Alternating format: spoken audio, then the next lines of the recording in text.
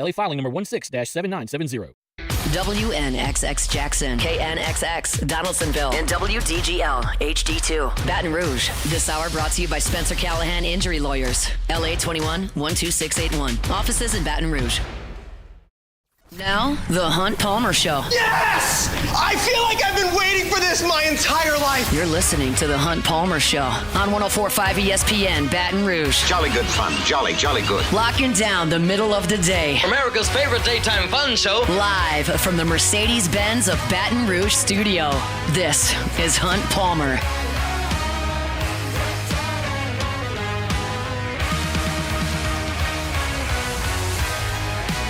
Welcome in. Hunt Palmer coming to you from the Mercedes-Benz of Baton Rouge studio downtown in the capital city on this Wednesday. After work week in the rearview mirror. Well, I don't know that a lot of you are doing a lot of work today.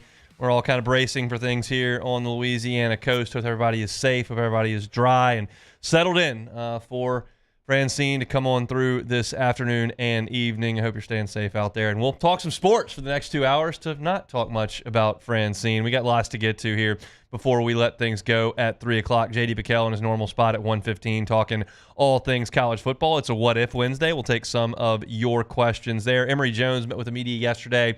Hear a little bit of sound there. I've got my SEC Power Rankings coming up later in hour number 2. John Machota from The Athletic covers the Dallas Cowboys as the Saints look to keep things rolling up in Dallas. So a lot to get to over the next 2 hours.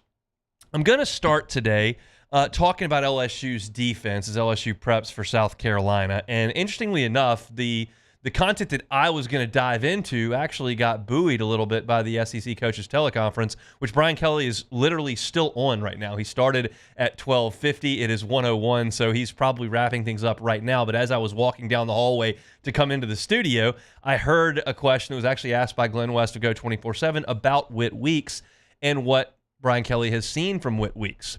And I want to talk about Whit Weeks because I think he's played great in the first 2 games, and I think that he needs to be on the football field for this LSU defense to be the best it can be. And Brian Kelly echoed those sentiments. And we obviously don't have the audio because he said it like 6 minutes ago. But I can paraphrase for you and said, look, he's been great. He's been one of our best players on defense. I think he actually said he's been LSU's best player on defense, our top performer is I think that the term that he used. And what Brian Kelly said was it's going to make some decisions pretty difficult as to who to get to the field. And that's interesting because if you talk about having to have Whit Weeks on the field, you start talking about guys that could come off the field. Greg Penn comes to mind because he's a linebacker. Harold Perkins comes to mind, even though that doesn't seem to be a real option to me because he's a linebacker. And I think Major Burns comes to mind because he's a guy that's playing at that level on the defense. I would classify Major Burns as a safety, but he's playing that star role, which obviously is closer to a linebacker in a lot of ways than it is to a safety. And so I look at this matchup and I look at this game and I look at what LSU is going to want to do defensively and what South Carolina is trying to do offensively. And I believe you're going to see a lot of situations in this game where LSU's got 3 linebackers on the field. Now, South Carolina's not going to get, up under center and run 3 tight ends at you and run jumbo packages. Nobody does that at this point, maybe the service academies. South Carolina is a physical running team. Remember, this South Carolina team does not have Xavier Legette. This South Carolina team does not have Juice Wells. He's at Ole Miss. This South Carolina team does not have Spencer Rattler. This is a South Carolina team that starts Lenora Sellers at quarterback and plays Robbie Ashford some at quarterback as well. And both of those guys are really high-level athletes. Lenora Sellers is big and physical and can really run. He's a great athlete. And Robbie Ashford, we know from his time at Auburn the last couple of years, but this is a guy that played baseball at Oregon and can really run as well. So they got athletic quarterbacks that can move, and they want to feature Rocket Sanders in the running game. They want to run the ball. They don't have the dudes on the outside that they have had in the last few years.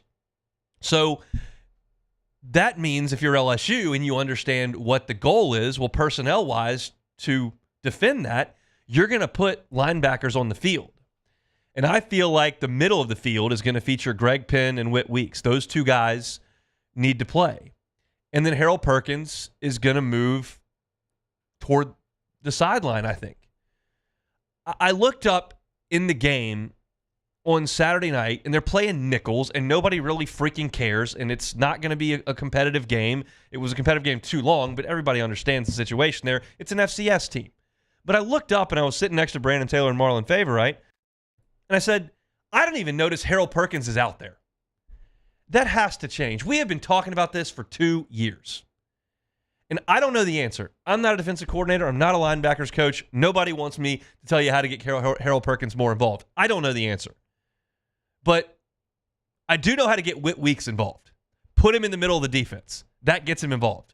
He's the fastest linebacker LSU has outside of Perkins, and he's been the most impactful linebacker that LSU's had in 2 games. And we saw that last year. Whit Weeks went out there in the Mississippi State game and got his first start, and on a defense that was just atrocious all over the field, actually showed up and made some plays.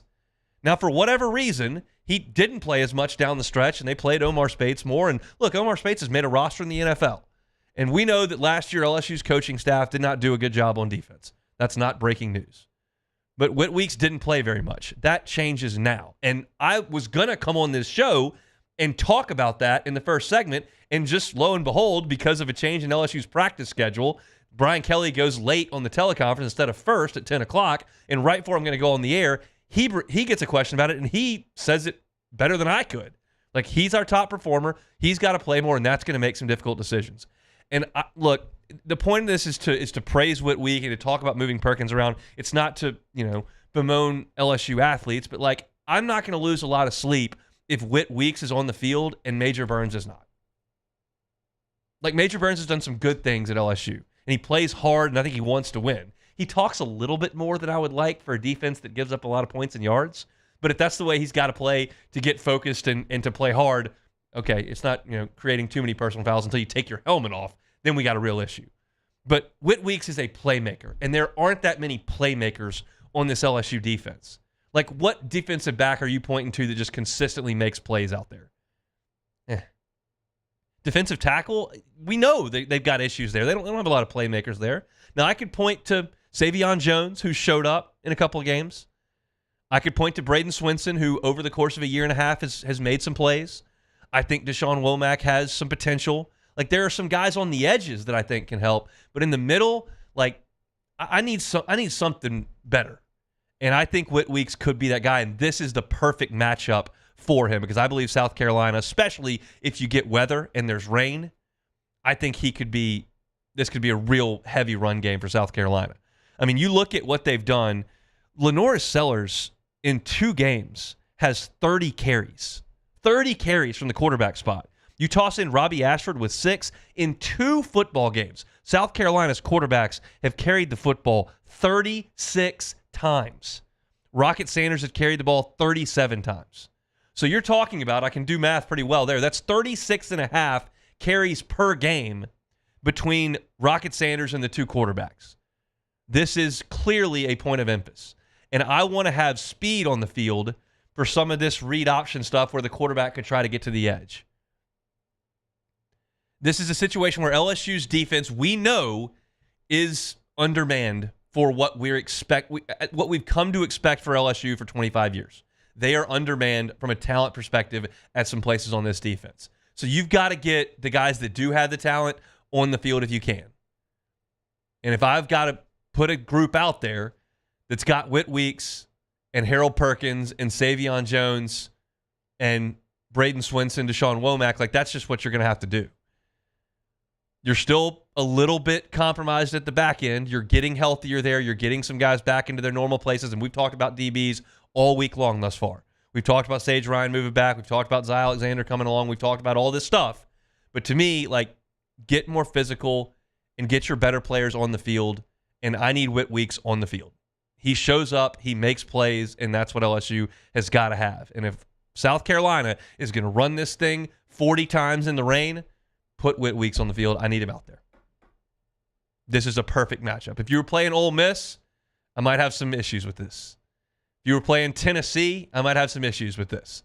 Teams that want to spread it and go crazy. South Carolina's not that. South Carolina barely put up an offensive fight against Old Dominion, and they got a lot of help from their defense and special teams to score points on Kentucky on Saturday night. This is not a great offense. LSU should be able to put up a fight against this team, and I think Whit Weeks has got to be in the middle of that. So Blake Baker and his group are going to try to make that happen over the weekend in South Carolina.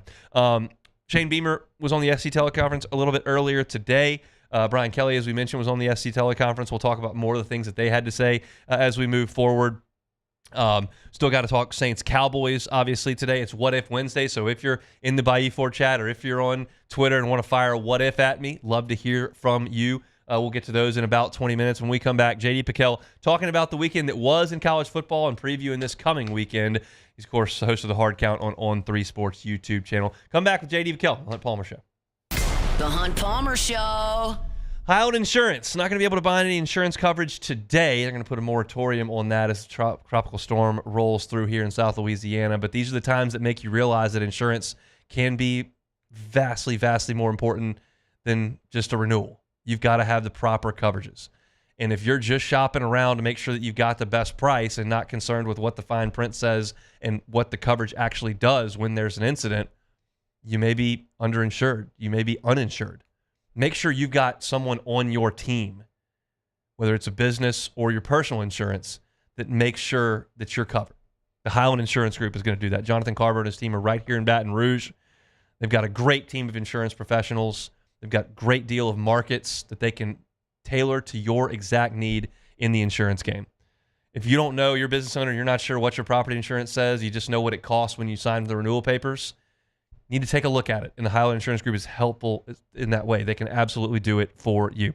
They do commercial property and casualty. They also do group and employee benefits. They're your one-stop brokerage right here in Baton Rouge. So if you're a business owner, I invite you to go to highlandig.com, reach out to Jonathan Carbo and his team, and make sure your insurance is right, because days like today happens, and you don't want to be sitting there trying to read fine print when there's been an incident. It's Highland Insurance Group, highlandig.com.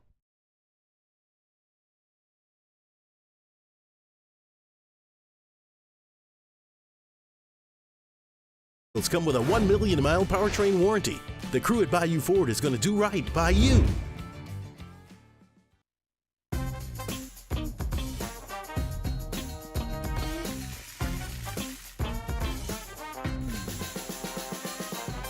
The best kept secret in town is out. Discover Tallulah at the Renaissance Hotel on Bluebonnet. It's an everyday thing here. We work horses in the mornings and we work on the property during the day, and without these John Deere tractors, you know, it'd almost be impossible to keep up with the place. I've dealt with some of the other colors and stuff, and I never really got the response back that I get from John Deere, you know. We really enjoy dealing with Sunshine. They're good people. They always check on us and make sure our equipment's running, and we love them. Flip the switch and learn more about what it means to be powered by Sunshine at sunequip.com. Bayou Chrysler Dodge Jeep Ram has back-to-school savings like $16,000 off 25 Ram 1500 trucks. We're open for business in our beautiful new showroom and taking $16,000 off. All new Bayou vehicles come with a complimentary extended warranty. The crew at Bayou Automotive is going to do right by you. It's no secret. The best oysters in Baton Rouge are at Jolie Pearl Oyster Bar. Enjoy mouth-watering South Louisiana flavor and oysters from all over the country. And don't forget our nightly drink specials.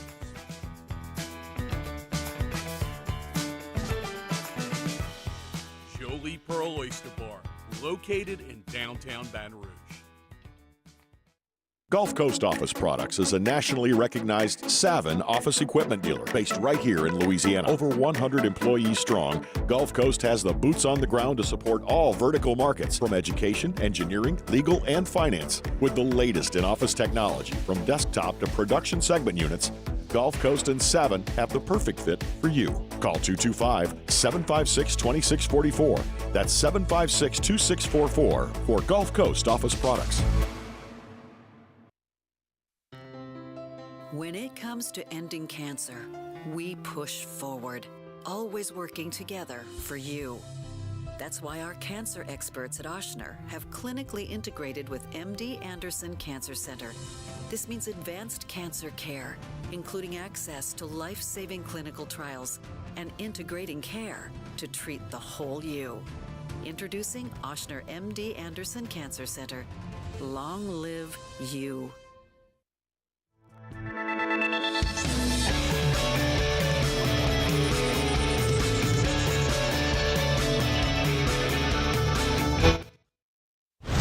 You're listening to The Hunt Palmer Show on 104.5 ESPN, Baton Rouge.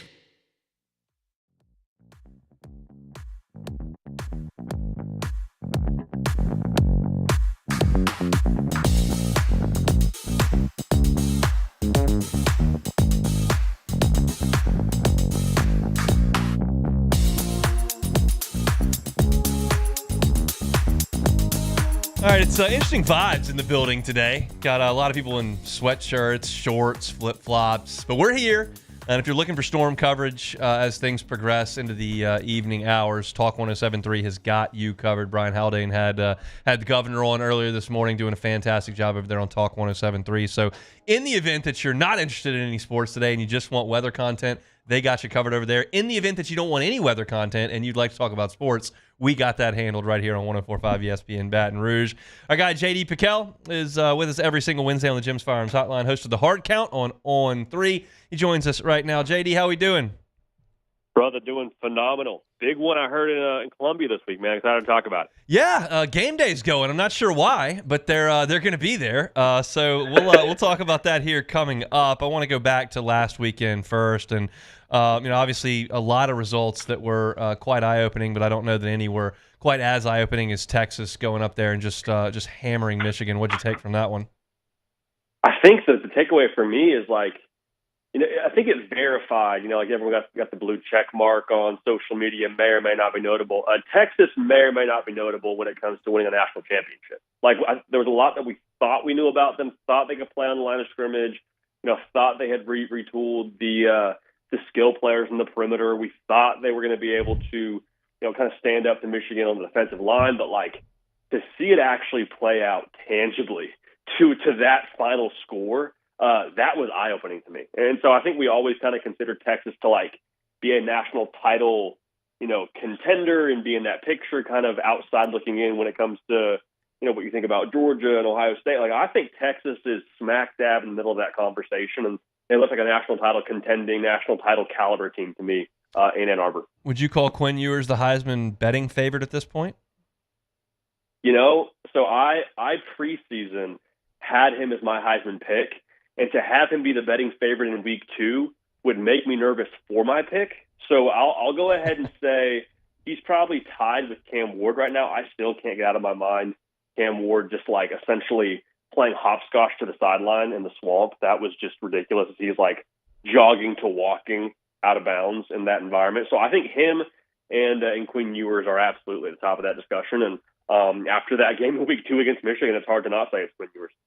We know Notre Dame lost the game on Saturday, but I'm more talking big picture here as opposed to just that 4 quarters of football.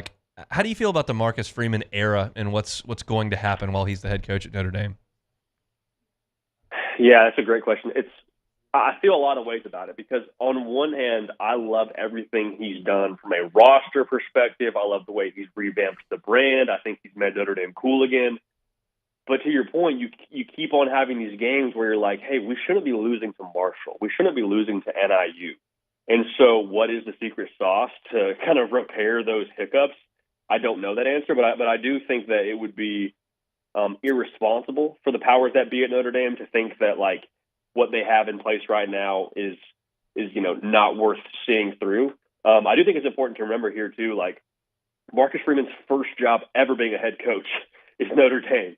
That's kind of similar to Ryan Day when he got the keys to Ohio State. It's hey, you went from playing these dive bars and being an OC to hey, now you're at the Grand Ole Opry. Marcus Freeman was a DC at Notre Dame, was a DC at Cincinnati, and now he's got one of the premier jobs in the sport. So my bet would be we're not going to see this long term from Notre Dame as long as he's the head coach there. But obviously, it's troubling losing to a G5 team after you just, in my mind, stamped yourself as a playoff team the week before against Texas A&M. So long term, I think they will eventually kind of rid themselves of these kind of losses, but it's hard to make that statement right now a week after a very egregious loss to a G5 team. You know what I was thinking about earlier this week, and I hadn't talked about it on air. I was kind of waiting because we're talking national college football with you. It's odd to me that Notre Dame hadn't had just a stud quarterback in decades. Like, everybody else gets one here or there, and you just haven't seen an absolute dude at Notre Dame in a long time. I would think they could attract that, and they just haven't. Brian Kelly never had one.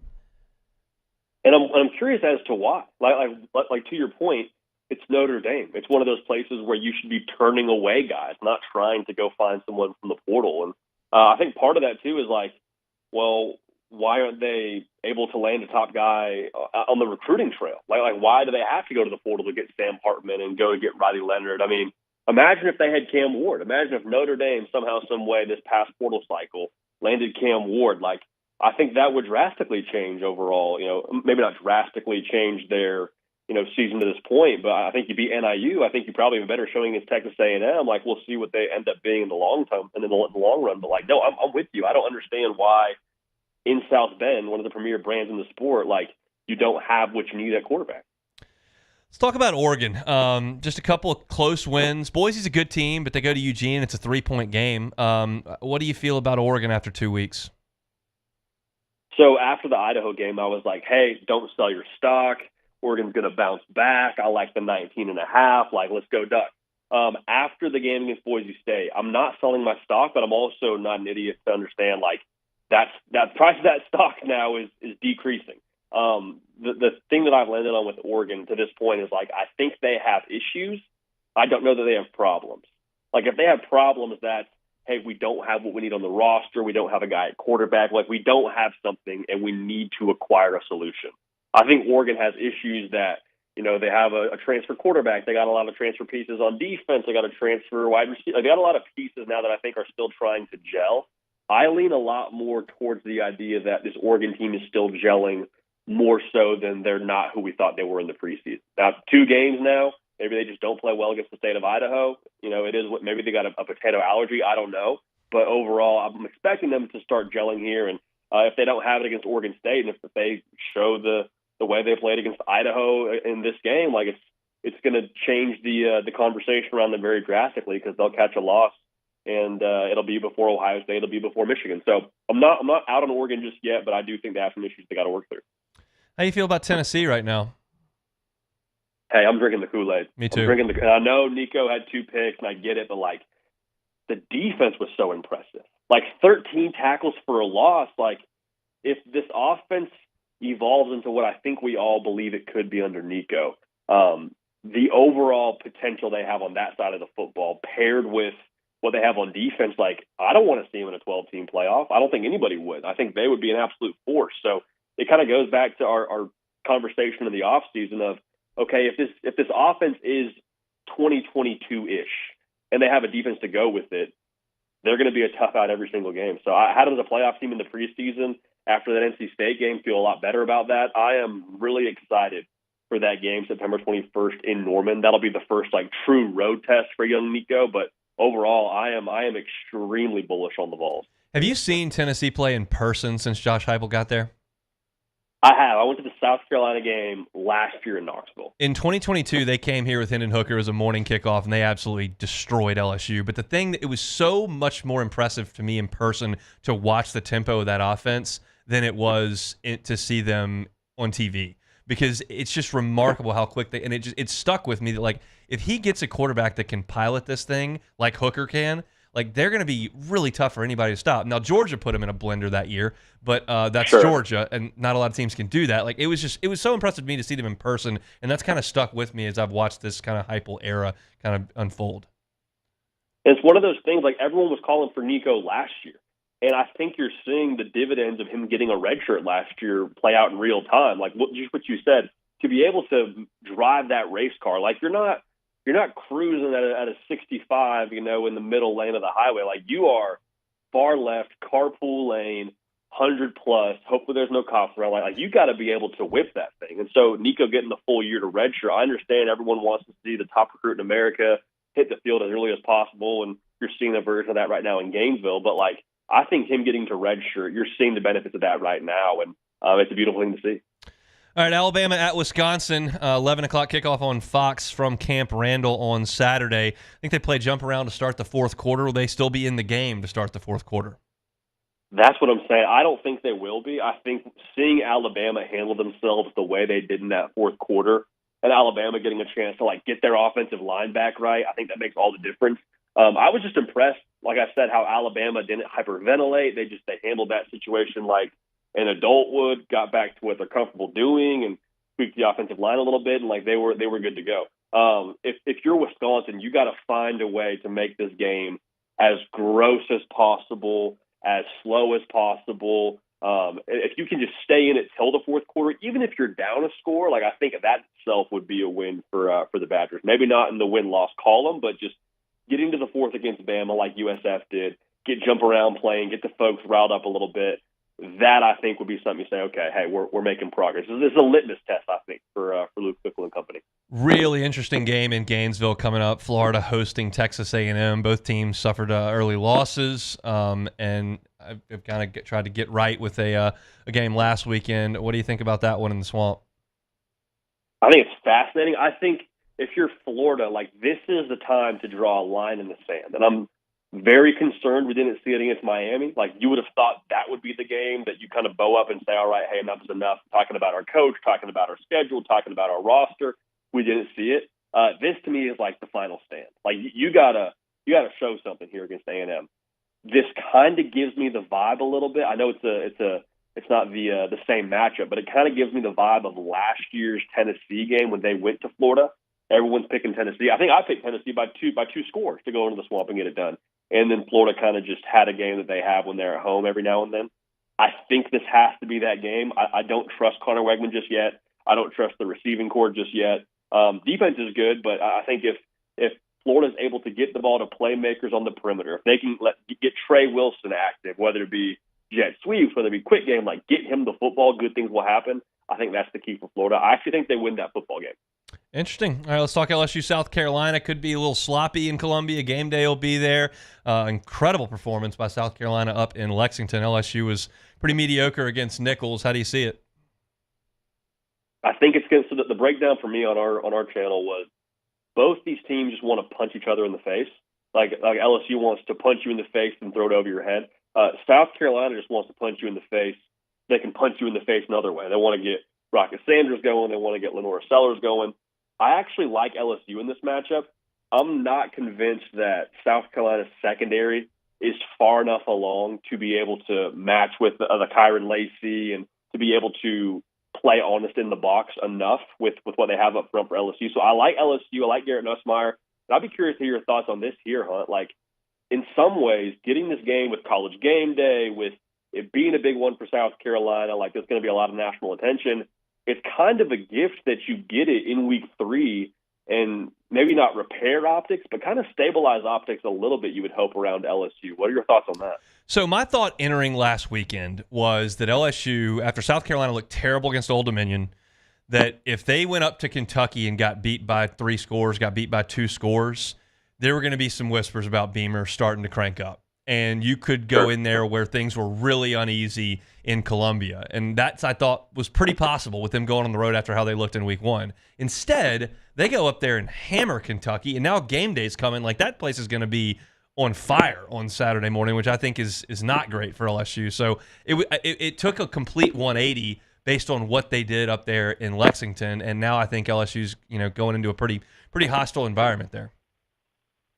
It's going to be so fascinating, man. I wonder too if LSU is approaching it in that same sense of, hey, we get maybe not a mulligan because there's no do-overs in college football, but the chance to have some eyeballs on you this early in the year, and a game that you didn't probably early in the year expect to have this much attention. Everyone's remembering the USC game and the way that ended, and Brian Kelly slamming his fist on the table. But now, if you go out and let's say you cover the spread, let's say you go out and you beat South Carolina. Let's call it 35-28. I think that would maybe not, again, repair optics, but I think it would be a little bit of an exhale of okay, LSU is still LSU. LSU is going to be all right. new quarterback, new pieces, that they're going to be in good shape. This has been my contention since they lost against USC. You had a month after USC where you're going Nichols, who couldn't put up a fight, South Carolina, who I think was one of the worst teams in the SEC as of that point, and you got a UCLA team that I don't think is good at all, and then South Alabama, and then a bye before Lane Kiffin comes in here 6-0. It's going to be a night game inside Tiger Stadium. If LSU can get to the bye without losing again, which is probably comes down to Saturday, then that'll be an incredible environment inside Tiger Stadium. LSU will probably not be favored in that game, but that's what LSU, I think, is trying to get to the first bye without another loss, and they really just got one game in front of them to do it. So we'll see if they can get it done on Saturday. It'll be fun, man. I can't wait. I can't wait. All right, JD, we'll talk to you next week, man. We appreciate it. Thanks so much. Y'all have a great one. Hey, go Tigers. JD Pickell, host of the Hard Count on On3's YouTube channel, with us every single Wednesday talking all things college football. When we come back, it's What If Wednesday on the Hunt Palmer Show. The Hunt Palmer Show. Boudreaux's Electrical Services. I think everyone's concern right now is power outages. You understand that storm's coming through. It's inevitable with this part of the world. And if you've got a Generac home standby generator, because the folks at Boudreaux's Electrical installed it there for you, you don't have to worry about power outages. You can hang out at home. You can cook. You can turn the lights on, watch TV. Internet's going to be up and running. If you don't, those power lines go down because Francine rolls through here this evening. It gets real uncomfortable. You're sleeping on top of the covers because the house is 88 degrees. Fridge is messed up. You're trying to put stuff on ice, trying to shower with a flashlight. It's just not a good deal. You can prevent all of that and give yourself the peace of mind of knowing that you're going to have electricity if you've got a Generac home standby generator from the folks at Boudreaux's Electrical. Every single generator they sell you at Boudreaux's Electrical comes with a 7 to 10 year warranty depending on the kind of generator that you purchase. There's no VIP membership, no special club you got to pay more for. No, just a fantastic customer service that Boudreaux's has been offering for 40 years since Neil and Melissa started up the shop down there in the 985. If you're in the 225, you can call them at 225-300-9389. They can't get one installed before Francine gets here. That's not going to happen. But before the next one, they certainly can do that for you. If you're down in the 985, you can call them at 397-1562, or the easy way, just go online. They got all the phone numbers and contact information right there at boudreauxelectrical.com. That is boudreauxelectrical.com. Bayou Chrysler's Dodge Jeep Ram has back-to-school savings like $16,000 off 25 Ram 1500 trucks. We're open for business in our beautiful new showroom and taking $16,000 off. All new Bayou vehicles come with a complimentary extended warranty. The crew at Bayou Automotive is going to do right by you.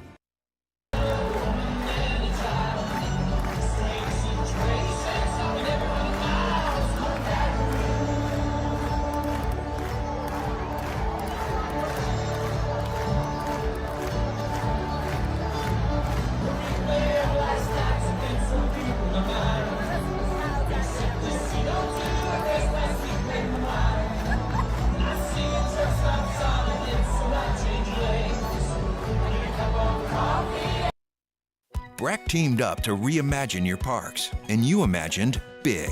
With your help, we went to work, creating 12 beautiful community parks across the parish.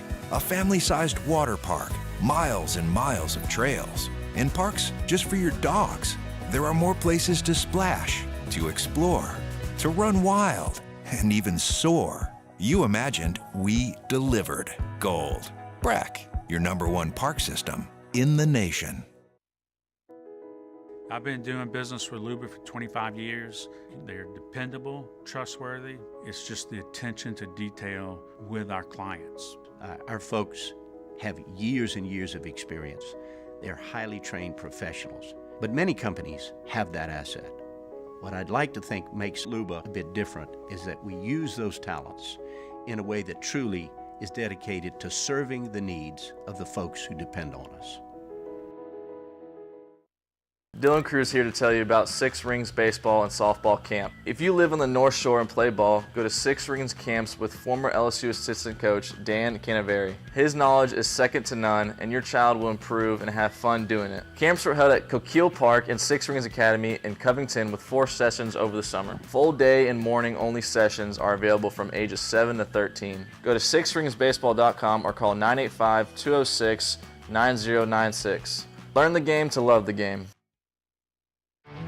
There it is, the extra mile, on the border of expected and extraordinary for those willing to go further, like vans customized for work or play, with safety and tech to keep you connected. supported by a 5-star sales, service, and finance team, and backed by the 1-star you know. So go the extra mile. It's never crowded because so few have what it takes to go there. Mercedes-Benz Vans.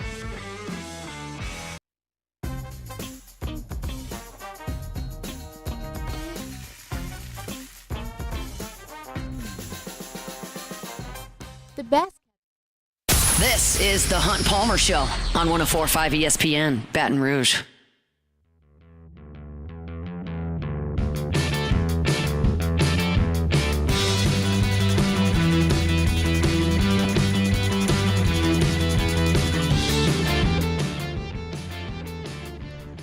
Wednesday edition of the Hunt Palmer Show. Hope y'all are staying dry and safe out there. Settle in. Lock us in. We'll be live here on 104.5 ESPN Baton Rouge until 6 o'clock. Matt will be doing his show. If you are looking for storm coverage, you can find it at Talk 107.3. Brian Haldane and his entire team are doing a fantastic job there. The governor was on earlier this morning, and he's having lots of folks come on through with all the information that you need. He was talking about where you can get sandbags and whatnot earlier today. So great stuff from Brian Haldane and the whole team at Talk 107.3. We'll stick to our lane. We'll stick to sports. And right now, I think, Beck, we may have made a huge mistake here. We have put the entire segment in the hands of the Bayou Ford chat, which it could good. That could be quite an issue, but we'll see what comes of it. It's What If Wednesday. Time, space, reality. It's more than a linear path. Where a single choice can branch out into infinite realities. Follow me and ponder the question. What if? All right, first one here.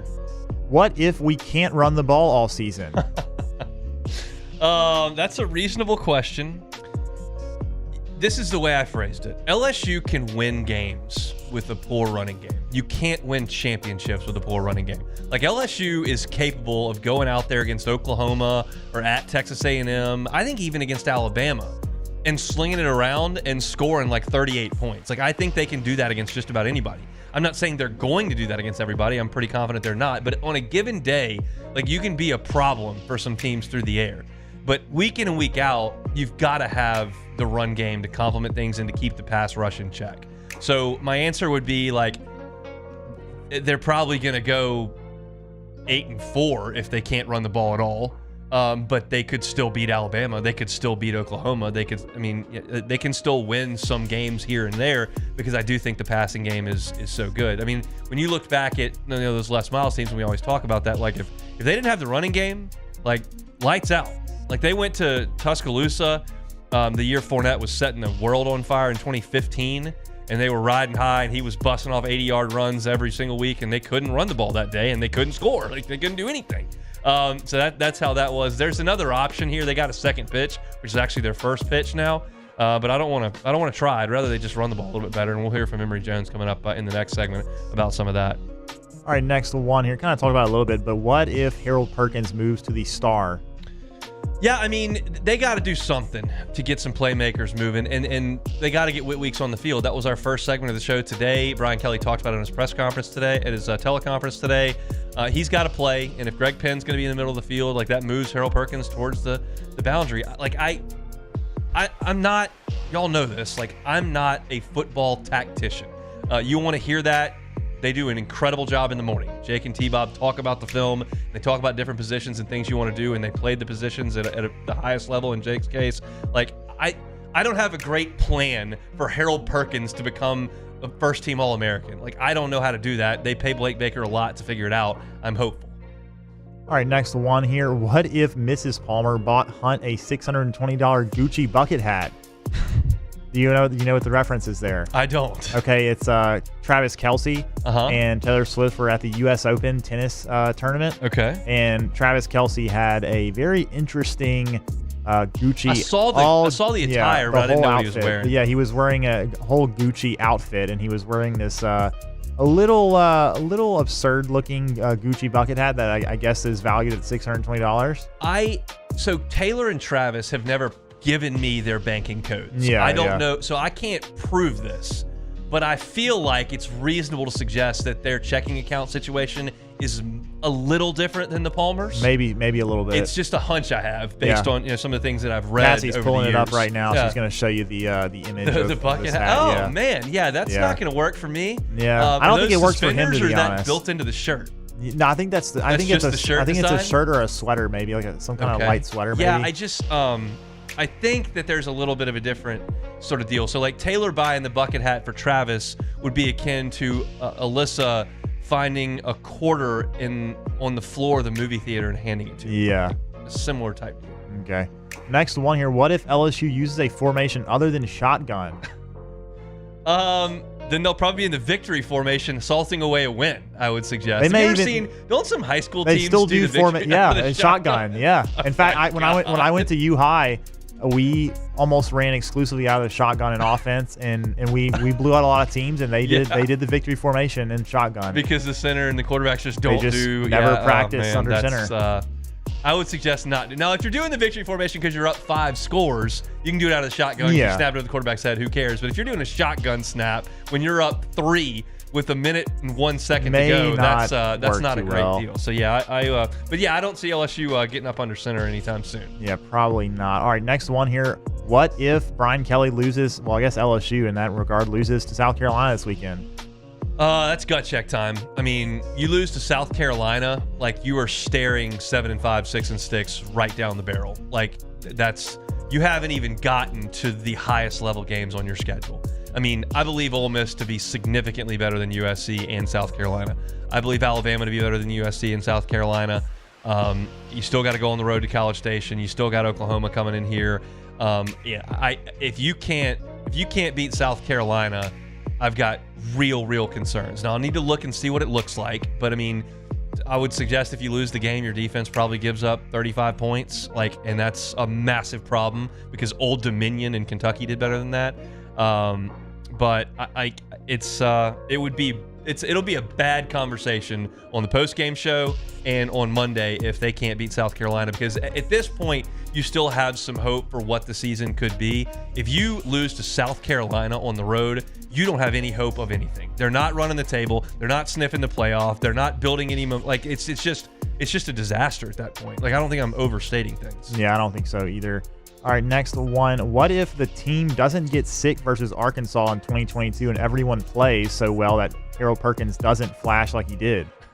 I forgot everybody got sick. That was like Jaden was sick, and I forgot about that. The other piece to that is that Arkansas's quarterback was hurt. KJ Jefferson didn't play in that game, and they had that track guy running around out there who couldn't throw the ball anywhere.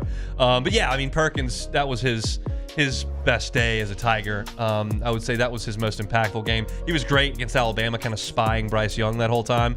But yeah, I mean, that was the one that kind of put Harold Perkins on the map, and that's the first thing you talk about. Shane Beamer was asked on the teleconference earlier today about like LSU's roster in general, and he went through the whole roster and gave all these like massive cliches about everything, and he only named one player individually, and that was Harold Perkins. And everyone always talks about Harold Perkins, but it's like I was talking about on Saturday, like I didn't even know he was out there. So they gotta figure something out. All right, next one here. What if Mac Markway doesn't transfer? Does that improve the run game against do you beat USC maybe? Probably not. But I do think that with him, you're better in the run game. There's just no comparison between Tradez Green blocking and Mac Markway blocking. Like, it's just not the same stratosphere. You don't consider the second team tight end being a big loss to the team. And I don't know how big a loss it is, but he brought something that LSU doesn't otherwise have. And that is when you when the toughest thing happens. You can't just bring the next guy up. I mean, if Kamori and Pimpton can't play, like Tradez Green is pretty much the same thing. You just plug him in there and it's just about the same thing. If Xavier Thomas can't play, like Aaron Anderson's kind of the same thing. They don't have another Mac Markway. So yeah, it does. It hurts. All right, that's the last one, I think. All right, that's What If Wednesday here on this Wednesday. A lot to get to in hour number 2, and fired up to do it. Got my SEC Power Rankings coming at 2 o'clock, and we'll talk to John Machota from The Athletic about the Dallas Cowboys coming up at 2:30. So plenty to get to. LSU got a basketball recruit yesterday that we'll talk about as well. So don't go anywhere. It's a Wednesday edition of The Hunt Palmer Show. The Hunt Palmer Show. Evolve Physical Therapy, evolvept.com. I might be going to Evolve here pretty recently because we just launched LouisianaSports.net, as you know. I'm doing a lot of typing these days, and my wrist over the last 24 hours has not been feeling great. So we're going to give it a little bit of time, maybe take some Advil, but if I can't type, do my job, it's not exactly digging ditches or hardcore construction, but it hurts. And if you're hurting and you want to get back to being your active self or typing on the keyboard, Evolve Physical Therapy and Sports is your spot. It's Robbie Bolton and his team. He's been at it for almost 2 decades here in Baton Rouge. They do dry needling, cupping, do scraping, isokinetic testing, all that stuff. They're interested in getting active people back to doing active things. If you're a youth athlete or somebody that's up in age that would like to get back out on the golf course, the tennis court, or exercising regularly, but you can't because of pain, Evolve Physical Therapy and Sports is where you need to be. They're on Highland near Starring Road. They're on Starring near Highland. On Starring near Highland. Or you can check them out online. That's the easiest way to look at things. It's evolvept.com. That's Evolve Physical Therapy and Sports. evolvept.com. Parish Construction and Roofing. Hello, Kim Mulkey here. When I have construction and roofing needs, I call my friend Ryan Terrio and the Parish Construction and Roofing team. I sleep good at night because I know the Parish team has my back. Go to parishbuilt.com for all of your roofing needs. And remember, always do business with someone you know. Parish Built from your hometown. Parishbuilt.com. Electricity is all around us, and our families depend on it. Every day is sparked by the power of a cold drink or a warm meal, a movie night, and a comforting light at the end of a dark hallway. From sunrise to sunset, playtime to bedtime, our team is ready to take care of your electrical needs. Even in the case of an after-hours emergency, the light in your life shines brighter with Mr. Electric. Bayou Ford has the new inventory to get you in a new Ford truck or SUV today, or customize your next vehicle just the way you want it. All new Bayou Ford vehicles come with a 1 million mile powertrain warranty. The crew at Bayou Ford is going to do right by you. Hey, it's Matt Moscona. For years, you've heard me tell you about Insurance Network of Louisiana, helping you find better coverage for less money. But it's not just for your home and auto. They also offer commercial property. So, retail stores, professional offices like doctors, dentists, attorneys, clothing boutiques. Insurance Network of Louisiana can find you better coverage for less money. They service the entire state of Louisiana, and they're local. So call today at 293-0450 or lainsurance.net. Jerry and Benny Payne began Central Plumbing Company out of their driveway in Tanglewood Subdivision. 50 years later and 4 generations down the road, we continue to serve Baton Rouge and the surrounding areas for all of their plumbing needs. Residential, commercial, industrial, or hospitality, Central Plumbing is here 24/7, 365. We want to thank our customers, family, and friends for 50 years of success.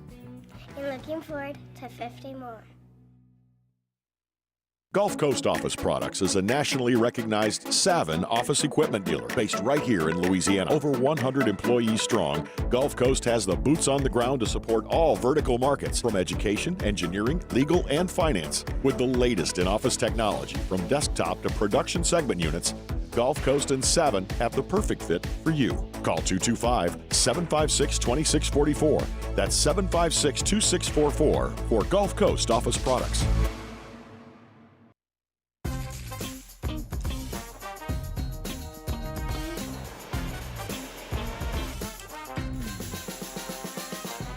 The best. You're listening to The Hunt Palmer Show on 104.5 ESPN, Baton Rouge.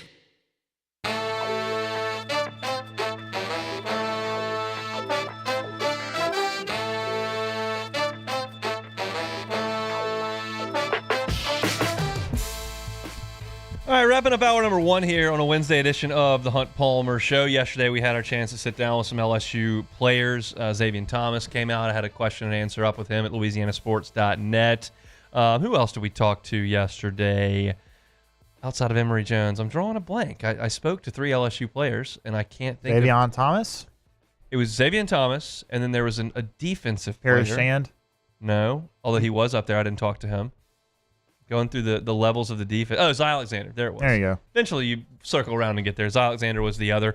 But Emery Jones, I thought, was really good, and I'm going to have a piece up on LSU's offensive line. I actually have a piece up on LSU's offensive tackles and some of the things that Shane Beamer had to say about them, and then some of the things that Emery Jones talked about yesterday, and that kind of highlights South Carolina's pass rush.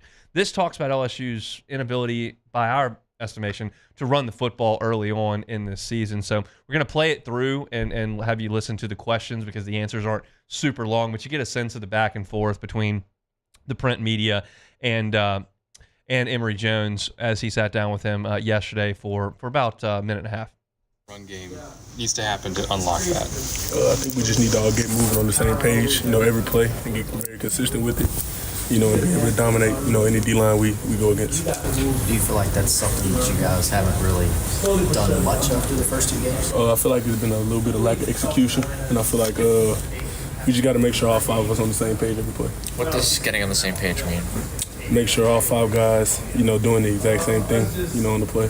Just make sure everybody's thinking the right way, thinking the same way, and, we all moving as one instead of moving as five individuals. Is that maybe not clicking yet just because, you guys are running some stuff that you haven't run as much of the last couple of years? Because you're such an experienced group. I feel like it's a little bit of, I feel like you can throw anything in it. You can throw whatever you want. It's all opinion-based. I feel like, the defense doing different things, against us to stop our run. And, been successful a little bit so far. So we just got to get back on the drawing board and, get everybody on the same page. Have you actually seen defenses treat you guys differently against the run this year?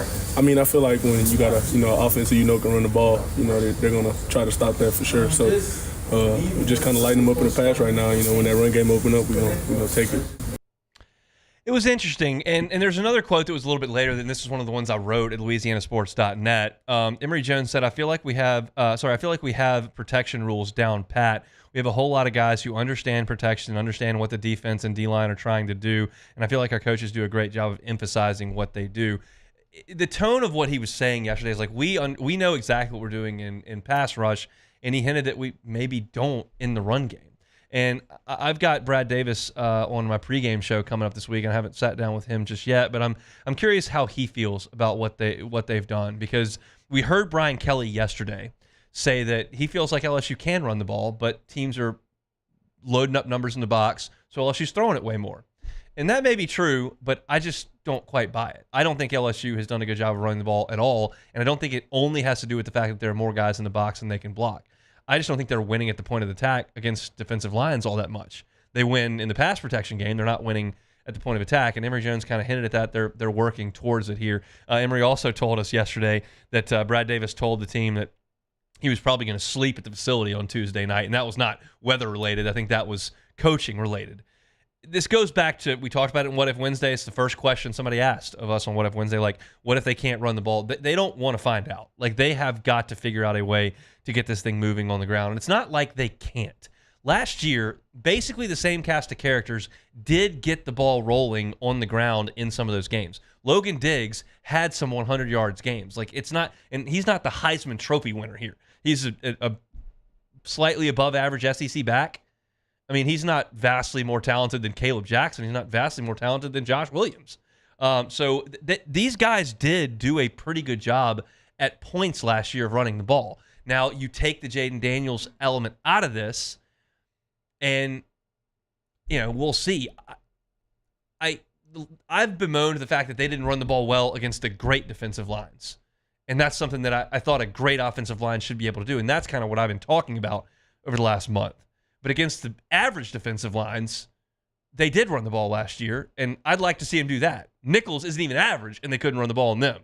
So that'll be something to watch for this weekend. South Carolina's got an athletic defensive front that's really good at rushing the passer. We're going to talk about that a little bit more as the week progresses. But the running game is something that everybody's going to look at. And the weather, I'm not going to talk a ton about the weather right now on Wednesday. We don't know, unless there's a hurricane coming, we don't really know what the weather's going to do 3 days out. So I'm not going to spend a ton of time on that. But, the running game needs to get moving in this game. And I think LSU has a chance to do that, but they're going to have to prove it because they haven't to this point. And Emery Jones kind of talked about that a little bit last night. If you want to read my piece on this really good South Carolina pass rush. Got some great quotes from Shane Beamer talking about LSU, and then some more from Emery Jones on the pass protection side of things. You can read it at louisianasports.net. It's called LSU Tackles Ready for the SEC's Sack Leader. There are only 3 teams in college football that have 10 sacks or more. South Carolina is one of those 3. So LSU's got a good pass rush coming up this weekend. They've gotten 5 in each of the first 2 games. The Tigers have been great protecting the passer. We'll see who kind of wins that battle, but I've got a story up at louisianasports.net on that right now. All right, that's it for the first hour here on a Wednesday edition of the Hunt Palmer Show. Open things up today, talking about getting LSU linebacking situation figured out. Whit Weeks is going to play more, and what does that mean for the defense? We talked about it at the top of the hour. If you want to catch that on YouTube, you can at Hunt on LSU, or anywhere you find your sound, you can find it on demand. J.D. Piquel hosted the Hard Count from On3 Sports. We talked about a few things, including LSU and South Carolina, and we picked LSU South Carolina with JD. He likes the Tigers to go on the road and get that win. It was a What If Wednesday. We let the Bayou Ford chat run with it, and run with it they did. We had a good time with that. So if you missed any of the first hour, you can catch it on demand. 1045ESPN.com's on demand tab has all of our shows archived every single day, from OTB, Live at Lunch, Hunt Palmer Show, of course AFR. They're all there, or wherever you find your sound, Apple Podcasts, Spotify, Google, or on YouTube. Anywhere you find your podcast, you can find the Hunt Palmer Show. Just search for it, like, subscribe, rate, review. We always appreciate that help. It gets us our content in front of as many eyeballs and in as many ears as we possibly can. My SEC football power rankings are coming up at the top of hour number 2. And we're going to talk Saints-Cowboys at the top of hour number 2. John Machota covers the Cowboys for The Athletic. Excited to get into that one, which we thought was going to be a really, really difficult game for the Saints to win. It may be still, but the Saints giving you a little bit more hope last Sunday going into this Week 2 matchup. So we'll talk with John Machota about all of that. Hope you're staying safe and dry out there. Thanks for locking us in on this Wednesday. We'll step aside for Sports Center and come back with hour number 2 of the Hunt Palmer Show. The Hunt Palmer Show.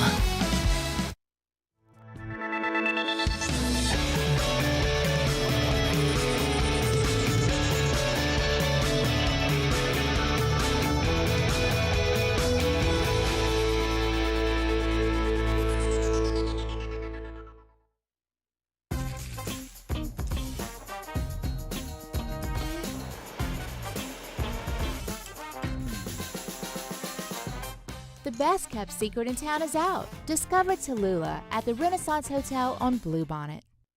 Looking for the ultimate game day experience? Come to the Queen Casino in Baton Rouge. Wall-to-wall TVs mean you'll see every touchdown in HD.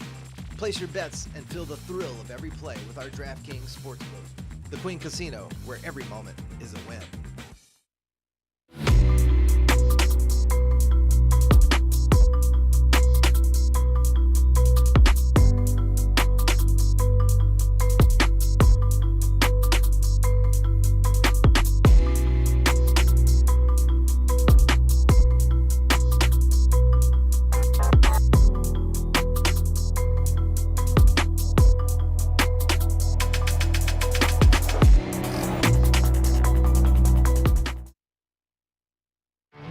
There it is, the extra mile, on the border of expected and extraordinary, for those willing to go further, like vans customized for work or play, with safety and tech to keep you connected. Supported by a 5-star sales, service, and finance team, and backed by the 1-star you know. So go the extra mile. It's never crowded, because so few have what it takes to go there. Mercedes-Benz Vans. Breck teamed up to reimagine your parks, and you imagined big. With your help, we went to work, creating 12 beautiful community parks across the parish. A family-sized water park, miles and miles of trails, and parks just for your dogs. There are more places to splash, to explore, to run wild, and even soar. You imagined, we delivered. Gold. Breck, your #1 park system in the nation.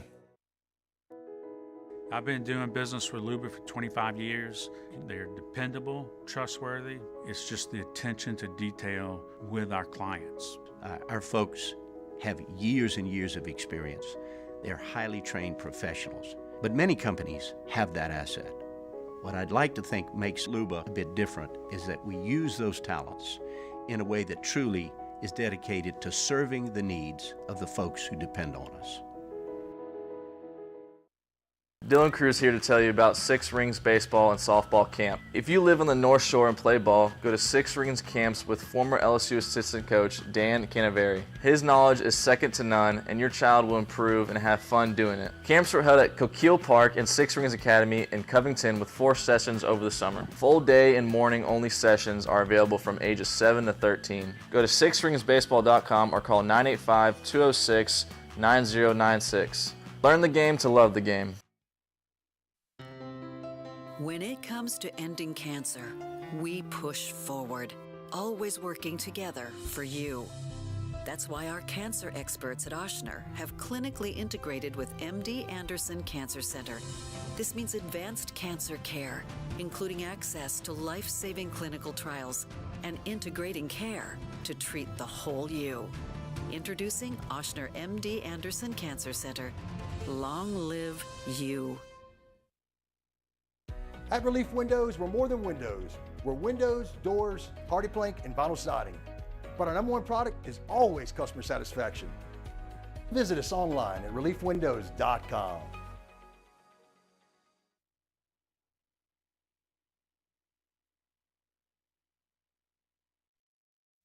This is SportsCenter. I'm Christine Lisi. Dolphins receiver Tyreek Hill today acknowledged he could have handled himself better in the initial moments of Sunday's traffic stop that left him handcuffed and pulled out of his car by police officers. He added that did not give them the right to literally beat the dog out of him. Yesterday, Hill called for one of the officers to be fired. Injured Dolphins running back Raheem Mostert out tomorrow night against the Bills. Steelers quarterback Russell Wilson, calf injury, not a full participant at practice today. Pittsburgh is preparing as if Justin Fields will start a second straight game against the Broncos Sunday. Unsportsmanlike co-host Chris Canty. I think that the Pittsburgh Steelers want to give Justin Fields an extended run to see whether or not he can take this job. By default, because of Russell Wilson's calf injury, this allows Mike Tomlin, Arthur Smith to put Justin Fields in a game that actually means something and show proof of concept that he can be the guy that can deliver wins for him. Browns tight end David Njoku out Sunday against Jacksonville. Michigan officially finalized football coach Sharon Moore's contract. Hey, it's your resident Super Bowl champ, Chris Canty. Coming up Thursday, my former teammate, 2-time Super Bowl champ Eli Manning, joins us at 9:30 Eastern. It's Unsportsmanlike, 6 a.m. Eastern, right here on ESPN Radio, ESPN2, and ESPNU.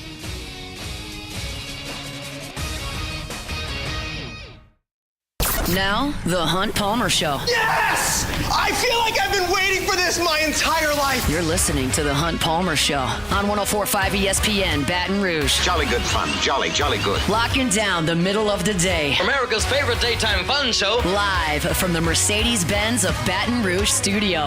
This is Hunt Palmer.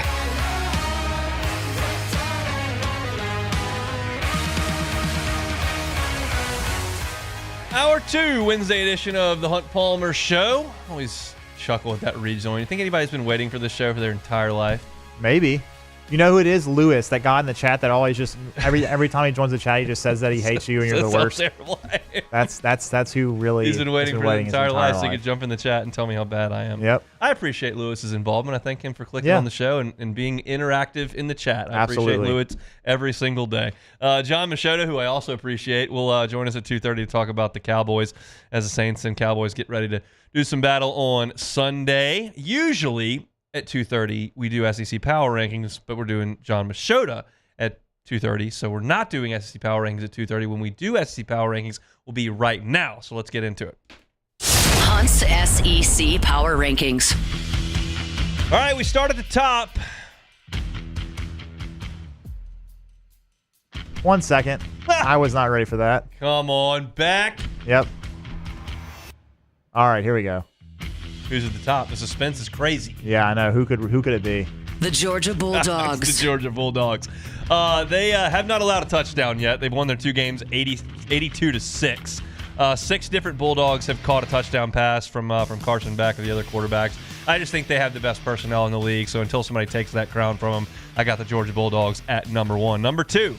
The Texas Longhorns. Pretty good. Ewers is probably the Heisman favorite at this point. Michigan ran the ball 23 times for 80 yards. It's only 3.5 a pop. That is impressive to me because Texas lost their interior defensive line from last year, and they still were able to stand up toe-to-toe with Michigan and beat them at the point of attack. We know that Ewers is good, and they've got flashy wide receivers, and Sark can call plays. The defensive effort against Michigan was so good. That's why I got them at number 2. We got a mover at number 3.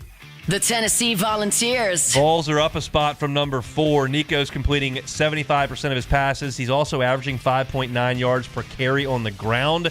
Their defense absolutely swarmed Grayson McCall and NC State. I think Tennessee is legit, y'all. I think they're very, very good. I moved them up from number 4 to number 3 this week. All right, number 4. The Ole Miss Rebels. They moved up as well. Ole Miss was number 5 last week. This offense is legit. We already know that because we know Jackson Dart is good. We know Lane Kiffin is good. We know that they've got Trey Harris on the outside. We know Ulysses Bentley can run. I think that Priestcorn's a good tight end. Like, the offense is legitimate, and I think their defense is going to be improved because of the personnel that they brought in. They haven't been tested yet, and they won't be tested until they come to Tiger Stadium, but I think they're really good. So Tennessee's up a spot. Ole Miss is up a spot. The next team down 2 spots. The Alabama Crimson Tide. Look, they only led South Florida 14-13 entering the fourth quarter. Milroe's QBR for the game on Saturday was 50.5. He ran it 12 times for -2 yards. It was just a clunky effort, and I just feel like Tennessee and Ole Miss are much more dynamic than Alabama right now, and I would pick those 2 teams to beat Alabama on a neutral field. I think the Tide are good. I think they're absolutely a playoff contender. I think Caleb DeVore is pretty good, and I think that they'll figure out how to use Jalen Milroe. But right now, I've got 4 teams that are better than Alabama in the SEC, and I don't think that's a hot take at all. I've got the Tide at number 5. Number 6. The Missouri Tigers. I moved Missouri up 2 spots from 8 to 6 this week. They haven't given up a point yet. I think Eli Jenkins is a good coach. Burton's obviously a star. Cook's good. Again, not a ton to take from Missouri's first 2 games. They're not playing great teams, but they'll figure something out this week. I think Boston College on the schedule for the Missouri Tigers this week. We'll see what they've got. But I'm impressed with the defense not allowing a single point. We watched LSU give up a jillion yards to Nichols last Saturday, so you know that holding teams to nothing is fairly impressive, and Missouri has done that. I've got them at number 6. The LSU Tigers. I've got LSU at 7. The passing game's really good. I don't know what else is good. I don't know if the running game's good. I don't know if any level of the defense is good. So I've got sincere questions about LSU. Got them at number 7. Also a dropper here at number 8. The Oklahoma Sooners. Dropped the Sooners down from 6 to 8. Just a clunky effort against Houston. 16 points in that game.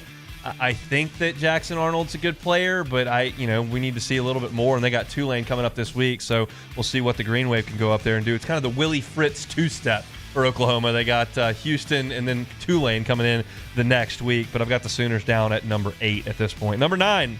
Texas A&M! The Aggies have got to improve on offense.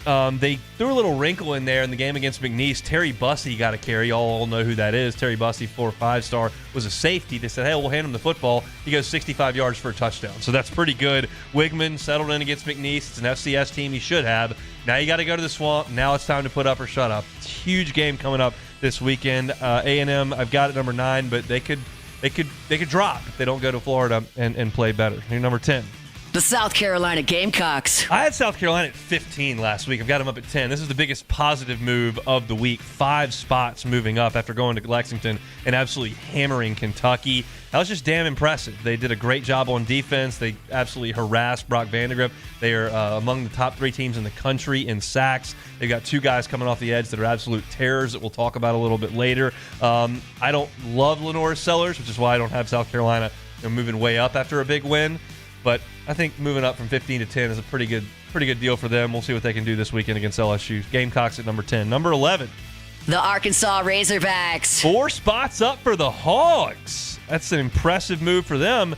Taylon Green is second to Jackson Dart in the country in total offense to this point. And last week, Arkansas's defense was good against Oklahoma State. I mean, they had to give up a muff punt and a pick 6 to put up those points. And that's good Mike Gundy offense as usual. What is the deal with all these Arkansas reporters? Like, what are we going to do? I don't know. I still don't think Taylon Green's that good, but I was impressed with them over the weekend. They played good football. So I was just reporting what they were reporting. So I moved them up there to number 11. Solid move up to the Hogs. Number 12. The Florida Gators. They're up a spot. Does DJ Lagway make a difference? They're going to play both guys at quarterback. They're going to play Graham Mertz. They're going to play Lagway. We'll see how that works out against Texas A&M. this is going to be a big week for Florida A&M. I know I've said that 3 times on this show already today, but like these are middling teams that could drop towards the bottom of the SEC. I got Florida at number 12 right now, but the loser of A&M Florida is in for a little bit of a drop this week.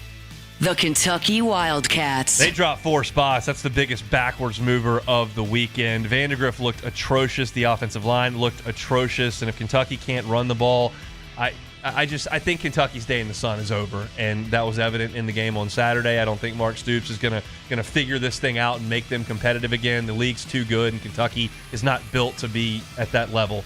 I think they did a good job for a couple of years there. I think that run is over, and I think there's something to the fact when you accept another job and you're leaving and then come back, there's going to always be a disconnect between you and the fan base, and I think that's starting here with Kentucky. So I've got them down at number 13.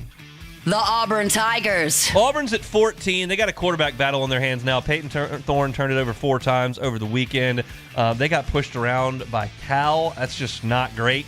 Hank Brown is the second-team quarterback. He's going to get some snaps this week. So Auburn's not good. I thought they'd be a lot better under Hugh Freeze in year 2. That was eye-opening. At home against Cal, you've got to play better than that. So I don't think much of Auburn. I got them at number 14. The Mississippi State Bulldogs. Speaking of getting pushed around, 415 offensive yards by Arizona State, 346 yards on the ground. That's just a roster that's not very good at Mississippi State, so I've got them down at number 15. And that means number 16. The Vanderbilt Just Commodores. a travesty, Hunt. Who's supposed to be 16? Who's the worst team? You could put Mississippi. Vanderbilt's the worst Okay. team. That's who's the worst team. They're the worst All team. right. They got to earn my respect. And They did not earned it have the first week of the season. Virginia Tech, I don't think so. Okay. Get out of here. Beat somebody better than that. All right. Who has Mississippi State beat this year? Why do they deserve to be higher Mississippi than Vandy? State, they beat, I can't remember who they played the first I'm week. going to tell you right now. Mississippi State beat Eastern Kentucky in the first week.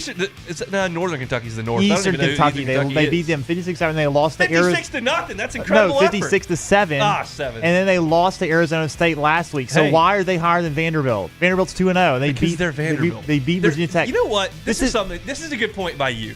I don't know why I pick on Vanderbilt. I don't There's either. no reason to pick on Vanderbilt, but I do it every week in the power rankings, and I don't know why. Here's the thing. Coach Lee doesn't deserve that. No, he doesn't. Here's the thing, Hunt. Vanderbilt will probably, most likely, almost certainly be 16 at the end of the season.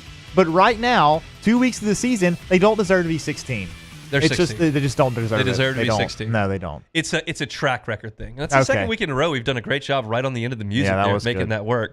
Look. It's they have that star on the helmet and the V, and that just makes me think they're 16.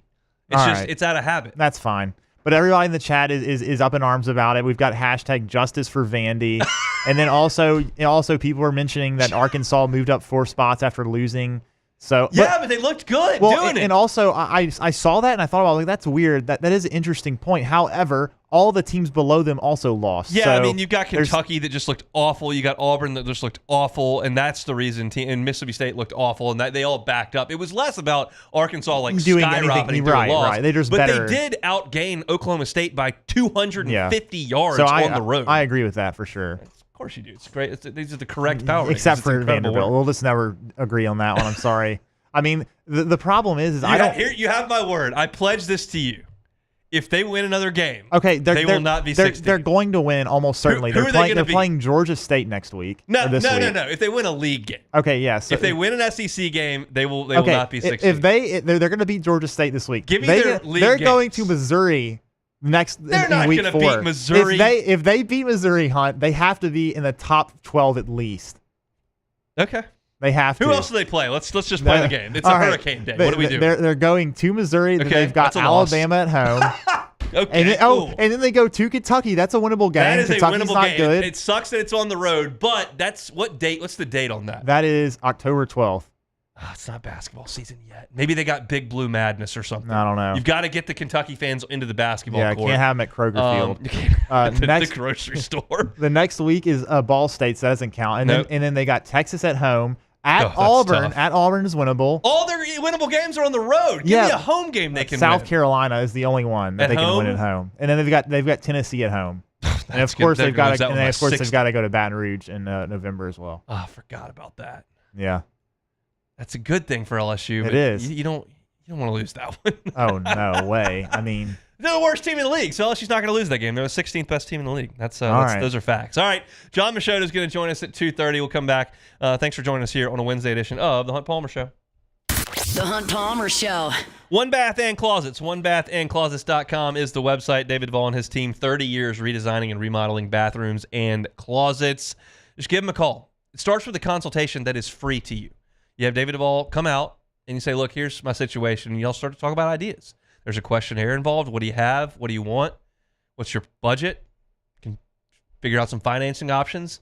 And then they customize their job to you. If you spend your mornings trying to find stuff in the closet, there's not enough room, there's hangers everywhere, trying to jam a suitcase in there, there's shoes all bundled up all over the floor, you can do better than that. You can use that space more efficiently, and you can customize a closet to your exact specifications, whether it's just you, a single person, or there's a couple involved. And David Duvall and his team are happy to do it. It's going to be functional, customized to you, and it's going to look gorgeous. They're going to do it right the first time and leave the competition behind. Custom bathrooms, they can do it. Soup to nuts is what David always tells me. They can do the entire thing for you. You don't have to call 4 different contractors to get 4 different things done. They can do it. Full-scale renovations, remodels, financing available, all those things can be done if you just go to onebathandclosets.com and start that process with a free consultation. You can see the awesome testimonials from their satisfied clients. You can read the reviews like I was talking about earlier, and you can get that consultation at onebathandclosets.com. Onebathandclosets.com. Parrish Construction and Roofing. At Parrish, we've got you covered. From the top of your roof, all the way down. Parrish Construction and Roofing. Parrish built. Parrish built. Parrish built. From your hometown, parrishbuilt.com. Electricity is all around us, and our families depend on it. Every day is sparked by the power of a cold drink or a warm meal, a movie night, and a comforting light at the end of a dark hallway. From sunrise to sunset, playtime to bedtime, our team is ready to take care of your electrical needs. Even in the case of an after-hours emergency, the light in your life shines brighter with Mr. Electric. Hey, it's Matt Moscona. For years, you've heard me tell you about Insurance Network of Louisiana, helping you find better coverage for less money. But it's not just for your home and auto. They also offer commercial property. So, retail stores, professional offices like doctors, dentists, attorneys, clothing boutiques. Insurance Network of Louisiana can find you better coverage for less money. They service the entire state of Louisiana, and they're local. So call today at 293-0450 or lainsurance.net. Jerry and Benny Payne began Central Plumbing Company out of their driveway in Tanglewood subdivision. 50 years later and 4 generations down the road, we continue to serve Baton Rouge and the surrounding areas for all of their plumbing needs. Residential, commercial, industrial, or hospitality, Central Plumbing is here 24/7, 365. We want to thank our customers, family, and friends for 50 years of success. And looking forward to 50 more. Gulf Coast Office Products is a nationally recognized Savin office equipment dealer based right here in Louisiana. Over 100 employees strong, Gulf Coast has the boots on the ground to support all vertical markets, from education, engineering, legal, and finance. With the latest in office technology, from desktop to production segment units, Gulf Coast and Savin have the perfect fit for you. Call 225-756-2644. That's 756-2644 for Gulf Coast Office Products. There it is, the extra mile, on the border of expected and extraordinary, for those willing to go further, like vans customized for work or play, with safety and tech to keep you connected, supported by a 5-star sales, service, and finance team, and backed by the 1-star you know. So go the extra mile. It's never crowded, because so few have. This is the Hunt Palmer Show on 104.5 ESPN, Baton Rouge.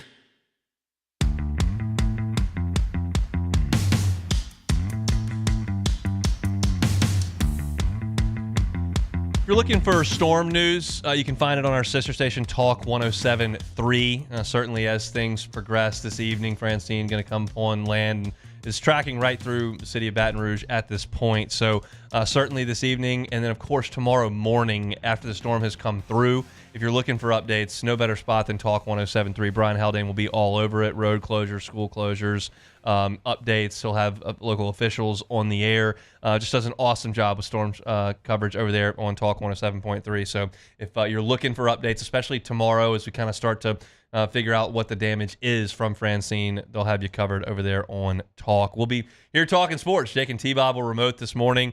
Jake was at home. T-Bob was up at Toledo Bend. They'll be back on the air tomorrow, and we will as well from right here in studio. We saw the Live at Lunch boys in studio today. Just an unheard of. I didn't even know what Jimmy looked like before today. I chuckled I've seen when him before, Jimmy said, but... "Nice to meet you." Yeah. I was laughing like y'all have worked here for years, and Jimmy's like, "Yeah, nice to meet you." Because the man, I looked at Jimmy. I said, "This is studio, Jimmy." He said, "Yeah, I'm allergic to him."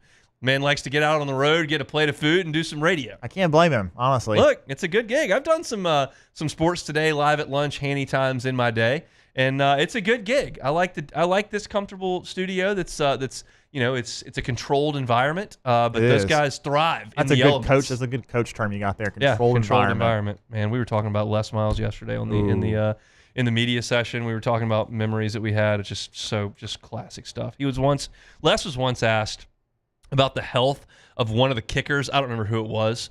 Who could it have been? I wonder. It could have been anybody. It could have been Colby Delahousie. It could have been Colt David. It could have been. Drew Alamo? Drew Alamo was on the 11 team. Yeah, it could have been him. It could have been any number of guys. And there was a kicker that was recovering from an injury. And he said, "How's he doing?" And Les's answer was not, "He's feeling good. He's able to kick a little bit yesterday." He said, "He's able to give comfort to swing." He's able to give comfort to swing. What? How does that even come out of your mouth? Did somebody ask him what he meant there? I mean, you may not remember. I mean, you get it. He's comfortable swinging his leg forward. Like I can understand what he's saying, but why? This is such an easy thing to say. He's feeling pretty good. He was able to kick a little bit yesterday. End of the quote. But no, he was able to give comfort to swing. Well, you just didn't want any other teams to have any kind of idea if the kicker was going to be healthy. Well, I mean, that's the other deal. This is like a dereliction of duty. Like I was not doing my job, but I stopped going to the Les Miles Wednesday afternoon press conferences because I felt like he was just completely lying the entire time. And as I've said a bajillion times on the air, like I don't care if you lie, but I'm not going to write it. Like I don't need to update things if you're just going to make stuff up. So I didn't. I just quit going to those press conferences. Matt McMahon is not lying to the media about injuries, not at least at this point. What he is doing is pulling in recruits, and I'm really excited about this basketball season coming up. I think LSU has a legitimate chance to make the NCAA tournament, and it's the first way I've felt this way in 3 years. And I realize that this is a football town first. It is a baseball town in a big way, and women's basketball has stolen its headlines. But I really love it when LSU's men's basketball team is in the thick of things. And that was so much fun for that run there that we had with Will Wade. And I think Matt McMahon is slowly building towards that. And Matthew Gilhull's not going to help this team, but he is the latest commitment to LSU basketball. If you missed this yesterday, Gilhull's a 6'10" forward from Elizabethtown, Pennsylvania. He's a consensus 4-star recruit, a consensus top 100 player in the country, and he committed to LSU yesterday on the heels of his official visit, which he made over the weekend here for the Nichols game. And this guy, I've watched the film on this guy. I really like his game. He's 6'10". He does shoot it from distance. He can put the ball on the floor. He's a pretty good athlete. He finishes around the rim. He's left-handed. I saw the first couple of finishes around the rim, and they were with his left hand. I was like, wow, that's really good touch with your offhand. And then I progressed for another 20 seconds, like, oh, he's left-handed, so that's not as impressive. But I think he's a really good ad. This is in the mold of kind of the KJ Williams player that he had at Murray State, and that he really likes to use as that stretch 4. Maybe Gilhull grows into the 5, but he kind of feels like a stretch 4 at this point. And he's a really highly thought of player, and you consider the fact that LSU is certainly going to be in the mix with the top 10 player in the country in Matthew Sinak, who was at New Orleans at Newman, and has since gone to a boarding school. But LSU's going to be in the mix because he's a New Orleans kid, and there's certainly no guarantee that they pull him in. But that could be another big time ad in this class. And very quietly, Matt McMahon has done a good job on the high school recruiting ranks. Like, Tyrell Ward is a good stretch for wing that can really shoot it. that he brought in. I think Jalen Reed, if he takes the same step from year 2 to year 3 he did from year 1 to year 2, he could be a really good player. I loved what I saw from Mike Williams last year. I think a couple of the guys that they brought in this class, especially Curtis Gibbons, maybe Victorious Miller as well, can be really, really good players. And that's the way that Matt McMahon wants to build this basketball program, is through the high school ranks and then supplement it out of the transfer portal. And he's certainly done that. I mean, you had some guys that are coming into this team that are really good transfers that are going to be impact guys on this team. You're talking about Cam Carter, Jordan Sears, Jai Bailey, but he doesn't want to do that with 6 guys a year. He'd rather do it with 3. And to do that, you've got to get high school guys, and you've got to keep the high school guys. Well, you've kept Tyrell Ward and Jalen Reed around for a couple of years. You've kept Derek Fountain around for 3 years now, even though he was a transfer. And you're continuing to get high-level high school players. I mean, this is not, top 10 guys. You're not, in the same living rooms as John Calipari, and you're not in the same living rooms as Hubert Davis or John Shire, but you're getting top 100 players consistently every single year, and Gilhul is one of those guys. So I'm excited about what Matt McMahon's doing. I'm excited about the future of the basketball program. I think that there are a lot of people who look at the basketball program and go, why don't they achieve at the same level as the baseball team? Why don't they achieve at the same level as the football team? And I think there's something to commitment there, and there's something to the fact that there's not as much history in the last 20 years as those two other programs, and you're looking at a state that doesn't generally produce a ton of great high school basketball players, so it's tougher to go recruit, but you should be good. And if Nate Oates can go down there to Alabama and turn that into that, and Bruce Pearl can go to Auburn and turn that into that, and Billy Donovan can go to Florida and turn that into that, and Rick Barnes can go to Tennessee and do that. Those guys went to places that are football-first schools and have sustained excellent basketball programs. And LSU can do that. It looked like they had their guy. That didn't work out, and then you inherited a disastrous situation, and we all know what Matt McMahon walked into, and we really don't have to talk about that anymore, because in this day and age, with the transfer portal and with the high school recruiting that he's doing, he's got a team that has really no ill effect from the disaster that was 3 years ago with LSU basketball. And I'm encouraged by the way he's able to go in, get top 100 high school players, and then coach them up. It's a really good league. It's a really, really good league. There used to be 3 or 4 doormats every single year, maybe more than that. You could always count on South Carolina or Auburn to just be bad. You could always count on, mediocre teams coming out of Mississippi State or Ole Miss. And all those programs are pretty good now. I mean, I realize Missouri threw a bagel up this past year. That was terrible. And there's always going to be somebody that's not very good. But, every single night in the SEC is going to be tough. That's a good thing when it comes to the respect of your league and getting into the tournament with fewer wins. But it's a bad thing each and every night because you're in kind of a dogfight. I think LSU should be in the mix for the NCAA tournament this coming year. We'll talk much more basketball later on in November than we will in September, but Matt McMahon does get a big-time commitment, a top 100 player in Gilhul yesterday, and that's a really good start to this 2025 class, and you hope that they can add Senac to that and then supplement some other players around it. Matt McMahon's doing a really good job in recruiting. Hopefully those results show up on the basketball floor this coming year. So quick detour over to basketball land, but we'll jump right back into football when we come back. Excited for this conversation because I'm excited for the game on Sunday between the Cowboys and the Saints. We looked at that game for a while and said, well, the Saints can't win that one.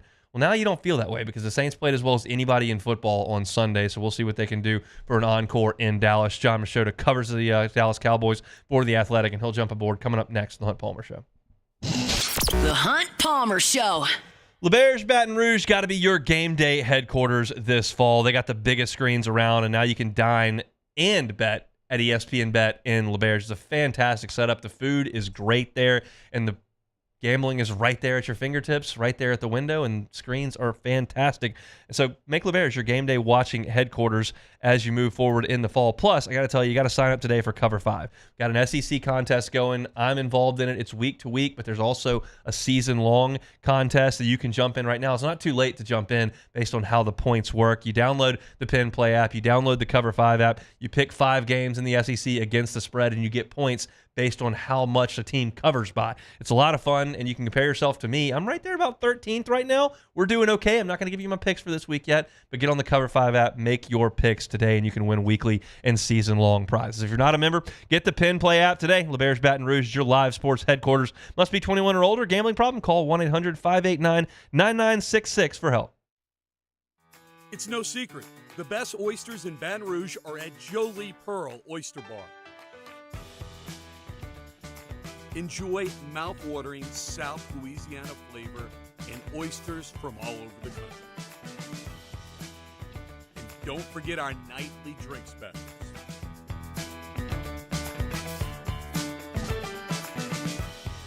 Jolie Pearl Oyster Bar, located in downtown Baton Rouge. Breck teamed up to reimagine your parks, and you imagined big. With your help, we went to work, creating 12 beautiful community parks across the parish. A family-sized water park, miles and miles of trails, and parks just for your dogs. There are more places to splash, to explore, to run wild, and even soar. You imagined, we delivered gold. Breck, your #1 park system in the nation. It's an everyday thing here. We work horses in the mornings and we work on the property during the day, and without these John Deere tractors, it'd almost be impossible to keep up with the place. I've dealt with some of the other colors and stuff, and I never really got the response back that I get from John Deere, We really enjoy dealing with Sunshine. They're good people. They always check on us and make sure our equipment's running, and we love them. Flip the switch and learn more about what it means to be powered by Sunshine at sunequip.com. I've been doing business with Luba for 25 years. They're dependable, trustworthy. It's just the attention to detail with our clients. Our folks have years and years of experience. They're highly trained professionals, but many companies have that asset. What I'd like to think makes Luba a bit different is that we use those talents in a way that truly is dedicated to serving the needs of the folks who depend on us. Dylan Cruz here to tell you about Six Rings Baseball and Softball Camp. If you live on the North Shore and play ball, go to Six Rings Camps with former LSU assistant coach Dan Canaveri. His knowledge is second to none, and your child will improve and have fun doing it. Camps were held at Coquille Park and Six Rings Academy in Covington with 4 sessions over the summer. Full day and morning only sessions are available from ages 7 to 13. Go to sixringsbaseball.com or call 985-206-9096. Learn the game to love the game. When it comes to ending cancer, we push forward, always working together for you. That's why our cancer experts at Ochsner have clinically integrated with MD Anderson Cancer Center. This means advanced cancer care, including access to life-saving clinical trials and integrating care to treat the whole you. Introducing Ochsner. You're listening to The Hunt Palmer Show on 104.5 ESPN, Baton Rouge.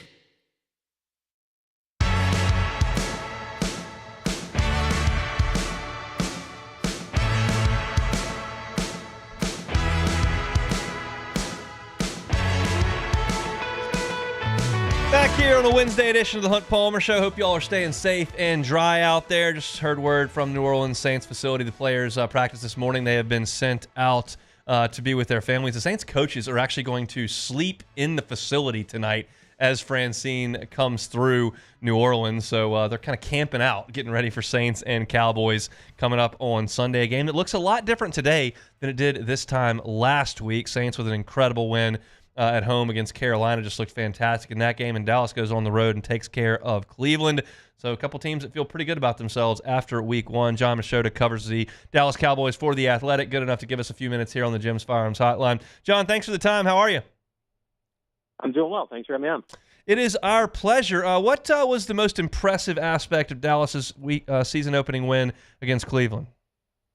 Man, it's got to be the defense. I mean, the special teams was outstanding. They have a punt return touchdown, and Brandon Aubrey looks like he absolutely belongs in the conversation of the NFL's best kickers, and that was the part that really allowed the Cowboys to kind of blow out the Browns. But there's no question it was the defense.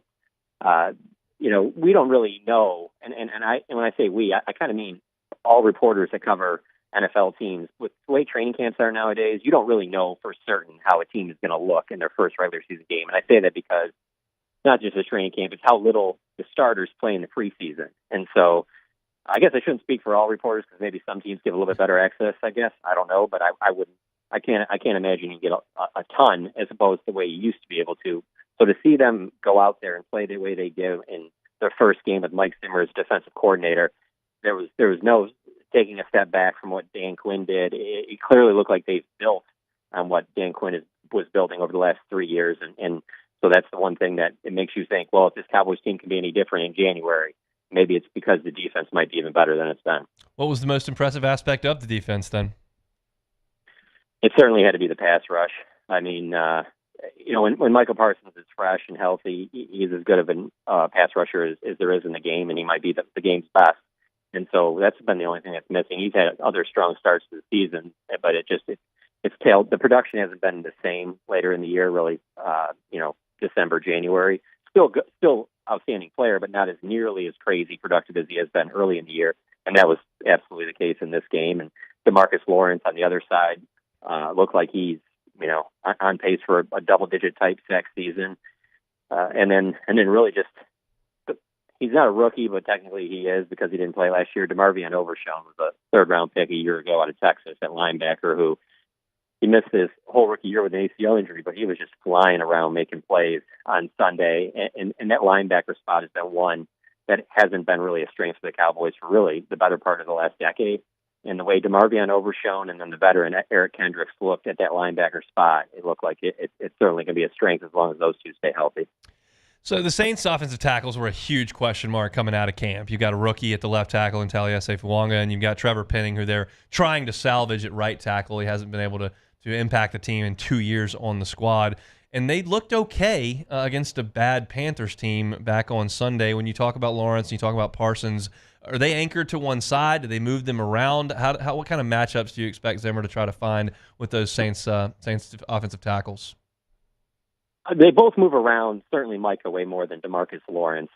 Micah will be everywhere. I mean, he won't play in the defensive backfield, but he'll be all over the place. There'll be snaps where he'll be at linebacker. There'll be snaps where he's lining up over center.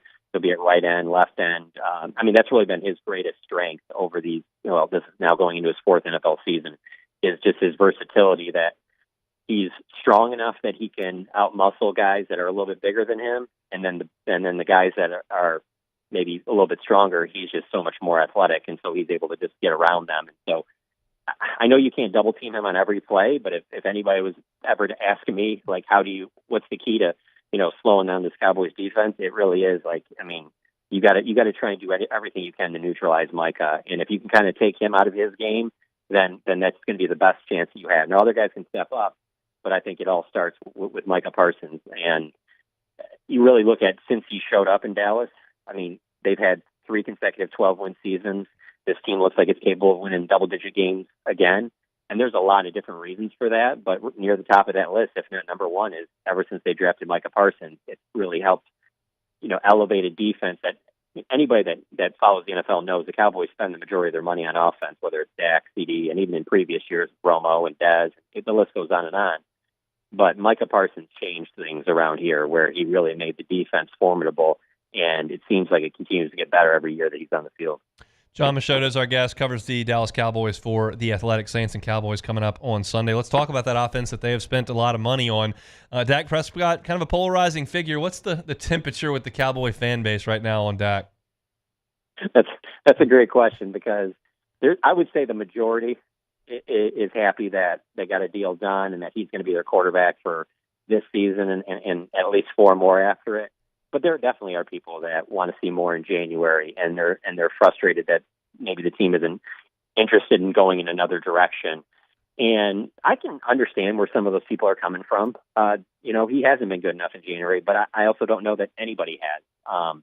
It's interesting how for his contract talks before I got signed, January is brought up a lot. Only having 2 playoff wins is brought up a lot. But when anybody would talk about CeeDee Lamb or Micah Parsons, that's not brought up. And they were all on the field against Green Bay, in January, in what I believe is the worst loss in Cowboys history, with just how badly beaten they were, with how everything was set up for them to make a deep playoff run. And so, Dak needs to be better in January, but the Dallas Cowboys need to be better in January. And so I would say I'll put it this way, I'd say that 65% of fans, maybe even 70%, are happy that Dak is going to be here for a long time. I'd say that there's probably 30-35% that were hoping that if things didn't go well this year, like not a deep playoff run, that they would entertain a different path at quarterback. And I don't think Jerry Jones was ever seriously considering that now that we see all the cards that have been played.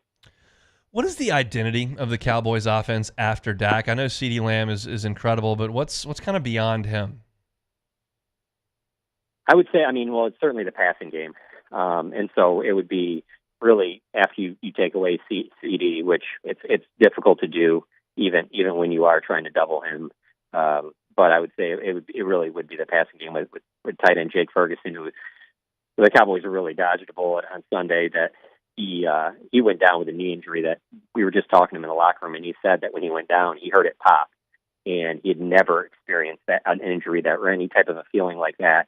And so he thought for sure, this is probably an ACL injury, and the medical staff was kind of nervous that was the case too. And so that would have been a huge loss. It turns out the MRIs came back, and it's just a bone bruise, and it's a low-grade one. And so he has a chance of playing on Sunday. I think that'll be a game-time decision, but he is a huge part of their offense. And then Brandon Cooks is the other part where, obviously you guys are probably familiar with him from his time with the Saints, but I'll say this about Brandon Cooks.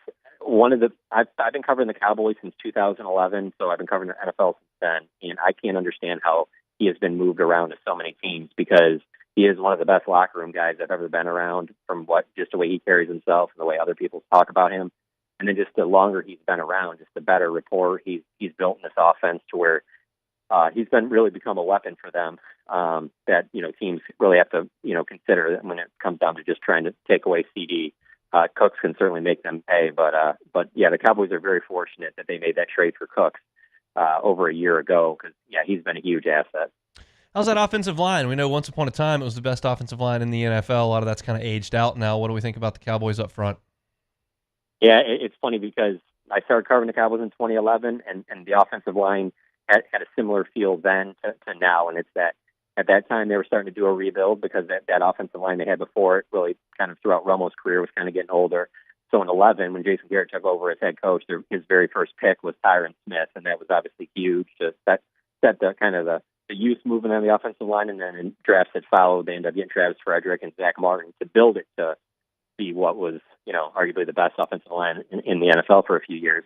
It's taken a little bit of a step back, but it looks like they've hit on Tyler Guyton, their left tackle that they took in the first round, and then Cooper Beatty, the center he was a guard at Kansas State, but he's playing center for them, and they end up getting him in the third round. He looks like he's got a solid future as well. And so you pair them two with Zach Martin, who's still playing at a Pro Bowl level, and Tyler Smith, who might even be better than Zach Martin at this stage in his career, still a young player. And so it's not the offensive line that it was, maybe 4 or 5 years ago. But they have the building blocks that, like, maybe in the next year or two, it could be back to that. What's the key as you start to look at this matchup between the Cowboys and Saints, either side of the ball, that you think may swing this one?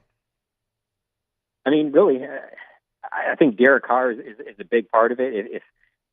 If he can get the ball out quick and make quick decisions, I think the Saints can have success. But if he has to sit back there, I just think he's going to be in trouble with this pass rush. That goes for even if you have a really strong offensive line. There's a lot of different things that Mike Zimmer can throw at you, and I don't think they came close to even having to reveal a lot of that just because of the way the game went on Sunday.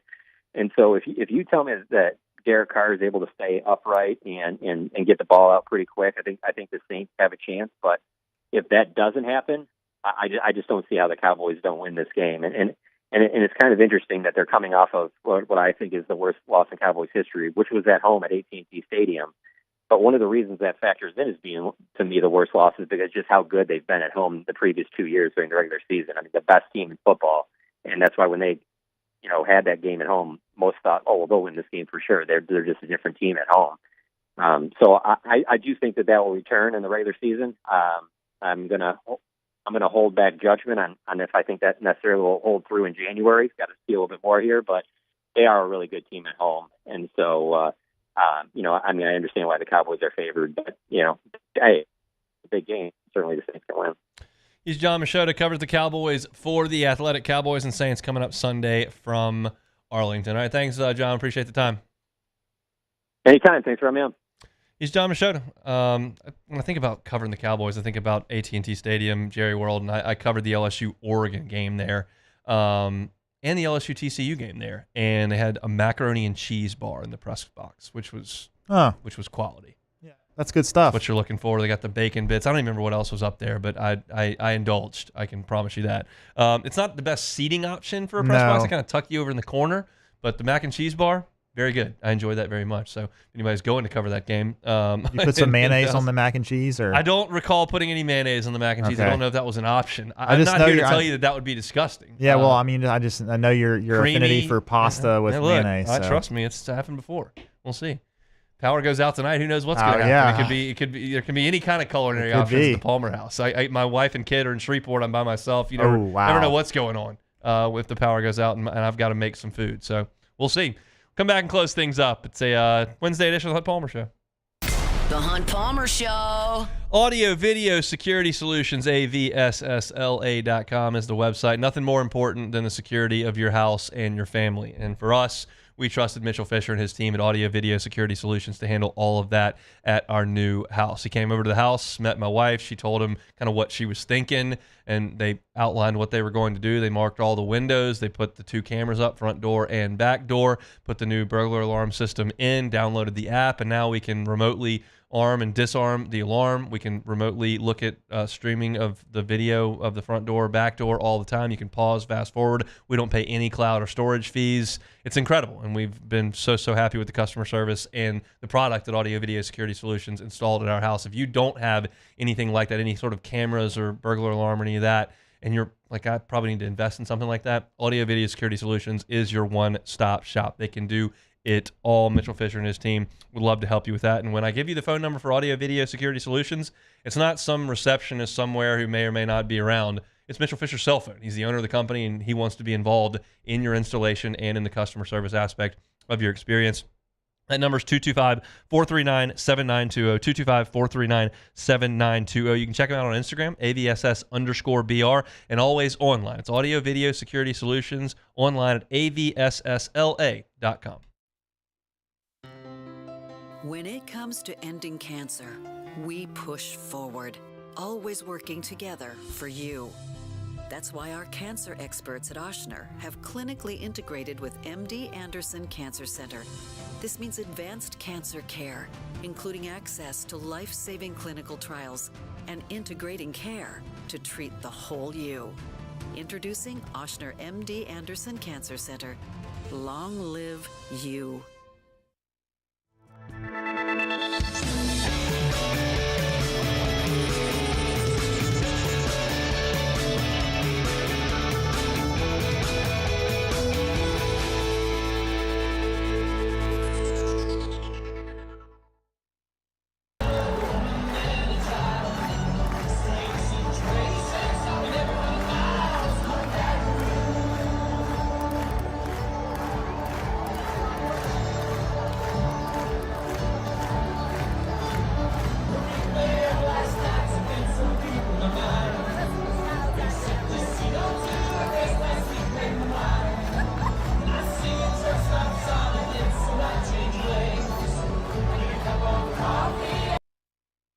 Jerry and Benny Payne began Central Plumbing Company out of their driveway in Tanglewood subdivision.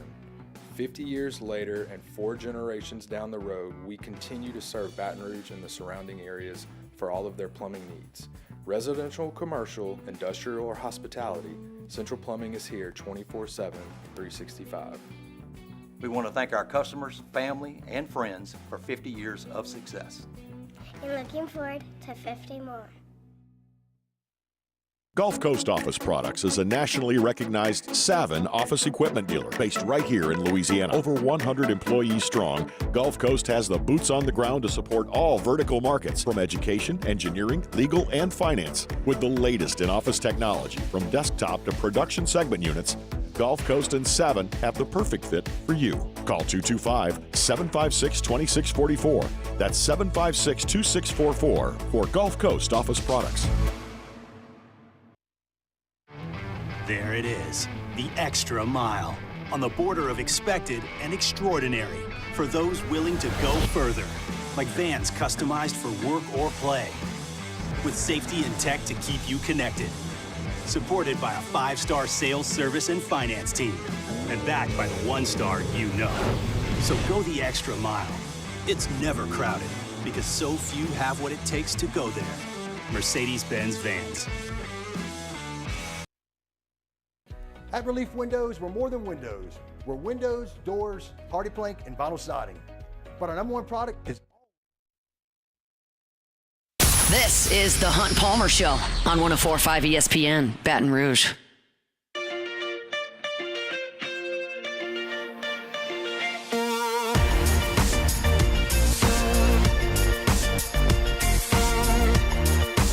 All right, closing up shop here on a Wednesday edition of the Hunt Palmer Show. I'm looking up at the TV, one of the TVs here in studio. Got Michael Cauble on WBRZ. He's got the rain jacket on. He's out in the rain, which it feels like most people for the rain, the weather coverage feel like they need to be outside getting wet. Yeah. Or else it's not as effective of a broadcast. I saw Latoya Cantrell, mayor of New Orleans, was given an update yesterday, and she was just standing out in the rain. Feels like that could be maybe delivered inside and not just get soaked. Nah, Hunt, you gotta show the people what's happening out the there. Elements, I guess. Yeah. I guess so. Not us. We'll just be here in the studio. We'll be here tomorrow as well. We got one thing left to do today, and that's, of course, take it or leave it. All righty, first one here. I can get it pulled up. All right, hurricane parties. Take it or leave it. For me now, I'm going to leave it. Certainly had our day. I was in college for Gustav, which was not a lot of fun at all. And I don't know that we had a party. Like, I went to my aunt and uncle's house, and they had a generator, so we played Monopoly for a while. And then I came back, and the power was out for like a week. And we had drank too much like one day, and then woke up and it was hot and steamy again. You're like, do we do this again? And eventually, we a group of like 20 of us went to Gulf Shores, and we're out of here. Like, with the power being out, it's just not going to have a good time in September or August in Louisiana. It's just too hot and muggy. You need air conditioning. And so I'm sure there'll be plenty. I was at the gas station last night before I went over to Pluckers for Sports Trivia and saw what looked to be two college-age girls, and they bought like 6 bottles of wine from the gas station. There you go. I'm sure that was violent hangover this morning, although it's college kids, so maybe it doesn't even matter. But you want to do it, have at it, just be careful. All right, next one here, Jamar Chase, according to Sports Illustrated, was reportedly turned down a 4-year, $140 million contract with $90 million guaranteed. In the article, it says that the guaranteed money was not early enough in the contract, apparently, for the Chase group. Chase will not be a Bengal in a few years. Take it or leave it. I'll leave it. I think he wants to play with Joe. You can get in a bad situation as a wide receiver if your quarterback play is not any good, and he doesn't have to really worry about that as long as Burrow's there, and it's not week 1 or week 2, apparently. As long as it's week 1 or week 2, Burrow's bad, but after that, he's really good. I think they'll figure it out. I mean, I think there's obviously a market that's been set by Jets, and he wants to top that. So in one way or another, he's going to try to find that, whether it's guaranteed money, whether it's average annual value, whatever the case may be. He wants to top that. They'll get it done, I think, but the issue is not getting Chase signed. It's how you build the roster after Burrow and Chase make these massive paydays. And obviously, you're going to lose T. Higgins at some point. You've already let Boyd walk. You let your tight end walk as well. How do you rebuild the defense? Like, you had that window of 3 years where those guys were on a rookie deal, and the Bengals were good. They got to the Super Bowl once, and they had an opportunity to go to Arrowhead a second time. But it's tougher when those guys are making $1 bajillion. So we'll see how the Bengals decide to figure that out. All right, last one here, Hunt. The Cubs, as you know, won again last night. Beat the Dodgers 6-3. There are 4 games back in the wild card. Season back on. Take it or leave it. You leave it because there's 2 teams in front of them. If there was one team, you'd have an outside chance. But because you have to make up ground on 2 teams to try to overcome the Mets and the Braves, they're just not. One of them's not going to lose enough games. Like the Cubs free fell last year at the end, and teams could pass them because the Cubs couldn't win a game. But it's 2 teams, and the odds of both of those teams falling flat, and then the Cubs rattling off, 17 out of 20, is just not going to happen. One of those teams is not going to play 300 baseball the rest of the way, so the Cubs can play just over 500. It's not going to happen. They're going to be in the terrible purgatory that is the best team not to make the playoffs. So you're not picking 3rd in the draft, and you're not in the playoffs. I guess the part of it that is good is that you get your interested longer. Like if I was a fan of the White Sox or whatever, you check out in April. But the Cubs have held my interest for a lot of the year. They're just not gonna cash it in. Are you putting the season back on? No, not. Here's the thing. If they win again today, sweep the Dodgers. Yes, if they win again today, and the Mets or Braves losing and they get to 3 games, Season's back I'm on. interested. And I will say that was an awesome game. Pete Crow Armstrong, man, what a trio of plays he made there in center field. That was some incredible stuff. The best defensive center fielder in the world. He might be. He is that, and he's actually starting to hit now, which is Yeah. great. But that's been your Cubs minute for the day. We'll get back to on-task topics. We had a lot of things to talk about today. There's so much content up on LouisianaSports.net right now. Ross Jackson's been crushing it today from the Saints facility. So if you're looking for some reading material because you're not at work today and you're looking for some things to chew on, we got Brian Kelly's update on Chris Hilton, story on Alontae Taylor, some numbers to know for the SEC weekend to come. The Saints made a move on their practice squad. I've got a story up on LSU's offensive tackles dealing with South Carolina's pass rush, which is among the best in the country. There are only 3 teams in the country that have 10 sacks. South Carolina is one of them, and they've gotten 5 in both games, one against an SEC team in Kentucky, one against Old Dominion, and Emery Jones talked about that at player interviews yesterday, so got some good quotes in that story from Shane Beamer and Emery Jones. Go check that out. Charles Hanniger will have a column up tomorrow. I've got key matchups to watch that'll go up this afternoon. So lots and lots on LouisianaSports.net. Always invite you to go check that stuff out. It is completely free. I know y'all aren't working today. You're not working tomorrow, so you might as well go read some stuff about football on LouisianaSports.net, which is active and up and running every single day. Today's show, open things up talking about the move at linebacker that I think LSU is going to make in this game. I expect LSU to play 3 linebackers a lot in this game. I think you'll see Greg Penn, Harold Perkins, and Whit Weeks in the game, and I talked about that at length at the top of the show. You can find that on YouTube at our LSU channel, Hunt on LSU. J.D. Piquel from 1-3 Sports was with us at 1:15 talking all things college football. It was a What If Wednesday. We left that up to the chat today, and they were throwing some interesting questions my way. We heard from Emery Jones at the end of hour number 1. In hour 2, my SEC football power rankings. Bet got all cranky because he's a big Vanderbilt fan, loves the Commodores. He told me he thought the Commodores should be the 3rd best team in the SEC. Anchor down, Hunt. Absolutely ludicrous. You can go back and listen to that at the top of the hour. LSU got a basketball commit yesterday. I talked a little bit about that. And John Machota from The Athletic was great talking about the Cowboys as the Saints get prepped for Dallas this evening. Everybody out there, stay safe, stay dry, stay off the roads, stay at home, hope your power stays on. We'll be back in action tomorrow as Francine runs through here tonight. Matt's going to drive you home next on After Further Review. I'm going to head on to the house. We'll see you tomorrow on a Thursday edition of the Hunt Palmer Show.